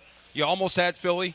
Few things go right. You may have had a shot at the end there, but yeah, it's a better team than most people gave him credit for. So Little Cappy is now on our side. So Lil Cappy Yeah. is now a Rams fan. That's right. Yeah. And he's got on that Good. chef's outfit. We got Little Cappy. We lost Morales, I heard. You're a Raider fan now. Oh, I yeah, joined Ireland Morales in is, corporate Greg. yeah, Morales is a Raiders. He's like jumping is on, just We, fight we right here. welcome Chris to a lifetime of bad decisions. jumping on the bandwagon to hell. I heard that. Well, I just want Morales to, as a fan, have some faith. Like, he clearly had no faith related to the Dodgers, None. and he Oh, was yeah. rewarded Why for a would lack I? of faith. No, what you, has shown me over the last 3 seasons to have any faith? you have been in the rewarded. playoffs? You jumped In the off playoffs. the bandwagon. Yeah. Yeah. Right. So you have to now, though, become a Josh McDaniels, Jimmy G Yes. Oh, a my fan God. of them. apologist. I'm Yeah. getting the Lyle Alzado jersey. Yes, you see? I'm I going told you. old we were school. trying to decide what Raiders jersey he should get. It's a good he one. wanted Jay Schrader. I said, no, No. man. You're Go- like Lyle Alzado. Cappy, no. Go Morales. Oh, Go that's Howie so Long. bad. Go Howie Long. Long's a good one. Oh, okay, that is a good Are one. you a real Raider fan, or are you just jumping on board? As a kid, I actually was because of you Bo might not Jackson. deserve to wear an Alzado. Then. Alzado has a checkered past like most He's Raiders. a real Raider. He is a real Raider. Yeah. No, but he also played in Denver. I mean, if you want, Howie Long played his whole career with the Raiders. Either him or Ken Stabler is the way you want to go. Oh. There you go. Morales. Oh, I Yeah. like the Stabler, too. Now, when That'd is be nice. JT the Brick actually taking you to the black hole? We're going to try to do the Chargers game, I think. Nice. That's a Thursday night game. That'll be good. Yeah, what That'll is it be of you? interesting. The Raiders Well, what are you gonna do? probably. You can't be there Thursday night. Why not? Well, I think now I have to be here on Thursday It's night. lit. Yeah, it's Live lit. Imaging Thursday. Yeah, and I got to be at the 909 now with you. Right. They want me to keep an eye on you now. Hey, the 909's rocking. It is. I don't It get will be, invited yeah. to the. Why do I not get invited to the 909? You're invited, Mace. Come on down. Yeah. There It's it a is. little late now. Mace, I'll tell you right now, they got this Asian restaurant called Tai Chi. Okay. Unbelievable, man. I just had the Kung Pao chicken and the fried rice. Yeah. And now I'm about to have. Are you going to do this again? What? Then you got to run to the bathroom mid-segment Oh, like, my like 2 God. weeks ago. I got in my bag. I got extra underpants. I brought them with me. Oh yeah, I heard you have many underpants. I'm in his car often, and they're back there. I see them. Just they're all a black. stack of underpants. Yeah, literally. They're all black. And a friend of mine, a friend of mine, true story. A friend of mine last night picked me up. He actually picked me up to take me somewhere. And I get into his car. He's got a brand new car. And I go, oh, man, I don't think I should get in here. And he goes, what do you mean? I go, those are white leather seats. I don't know. Cap, that's gross. Between man. here and there, who knows what? Yeah, I mean, what am I doing? What's happening here? Yeah, this is what's happening. This is what happens Oh my God. on this show. Cappy, the show is built on Cappy oversharing. And I got Morales over here. Yeah. This is why we can never lose Cappy. Oh my God. Even though I joke a lot, if we lose Cappy, the show goes back to like that old Sedano show where it's just. Oh, Dave it'll be McMenamin just like into it'll be like Around the Horn, McMenamin and Windhorst and Jovan Buhan. Jovan whatever. Buhan. Those guys. NBA Trudell on for an hour. Yeah, exactly. Oh my Trudell. Turn into that. Boy, we're really taking shots today. I'm glad he's not here. It's fun when George. Will this come back on them tomorrow? Yeah, probably. Cap, will he? Is George listening? No, George is not listening. He's not George listening? George Okay. is traveling today. Lindsay, make sure he knows this. This is good stuff. Yeah. Yeah. Well, he's going to find out about what Ireland said. I mean, that's. And a Oh heartbeat. yeah, that'll absolutely. That'll play. Yeah. All right. So before we get out, you're giving away $1,000, right? $1,000, $250 every quarter. So you might as well come out here and win this money. It's in producer Lindsay Baseball's pocket right now. Nice. Burning a hole. Oh yeah. Exactly right. All right. We're gonna go home. I'm gonna try to pull myself together. Get It's over a rough it, Mace. day. I'm not. This is what happens every year. Get You over October it. blues. It takes a minute, man. Takes a minute. I know. See, because you really are a fan. Like Sedano loves to tell us what a big Dodger fan he is, but he's not, because he's just a guy who watches Dodgers baseball. He doesn't bleed Dodgers baseball. Mace does? No. Mace bleeds it. Yeah. Shadano doesn't bleed it. Yeah. Yeah. You know what I'm saying? Yeah. Shadano's in less pain today than I am. Oh, he doesn't care. Mace, can I ask you a question before Yeah, you go? sure. Would you rather be out of it early or lose in October? Lose in October. Okay. Well, you got your wish, right? I mean, Well, I wished for a little more than losing in October. I'm just saying. Yeah. I mean, October blues sucks, but I mean, don't go firing your manager because you lose. No, in it is. October. It's time for somebody different in that dugout. You know I how know, Morales Cappy, feels. you'll have a different take. Yeah. Yeah, I think I will have a different take. I can't wait to Dave, hear I love it. you so much, Dave. Oh my God. Stop Nice it. guy, Dave. Nice guy, Dave. He is a nice guy. That is the one thing. He's great. a nice guy. He's an Great, awesome dude. Great. And he But- listened to your show in high school. I know. I heard. But he's a about it. gutless bum. By the way, He's he a was not gutless in high bum. school listening to our show. He's playing for the Padres. He's 51. We're like 58. So he listened while he was at the Padres. Exactly. Wow. All right, guys, you go do your thing. All Yamava right, tonight, 909 Sports Bar. Everybody's out there giving away $1,000. Good luck with the Thursday night football game tomorrow. We'll kind of return to a normal sense of whatever we do normally. F it Friday tomorrow. F it Friday. F it Friday. It was kind of an F it Thursday. Tomorrow's an F it Friday. We're going to do it. See you tomorrow, 1 o'clock, 710 ESPN.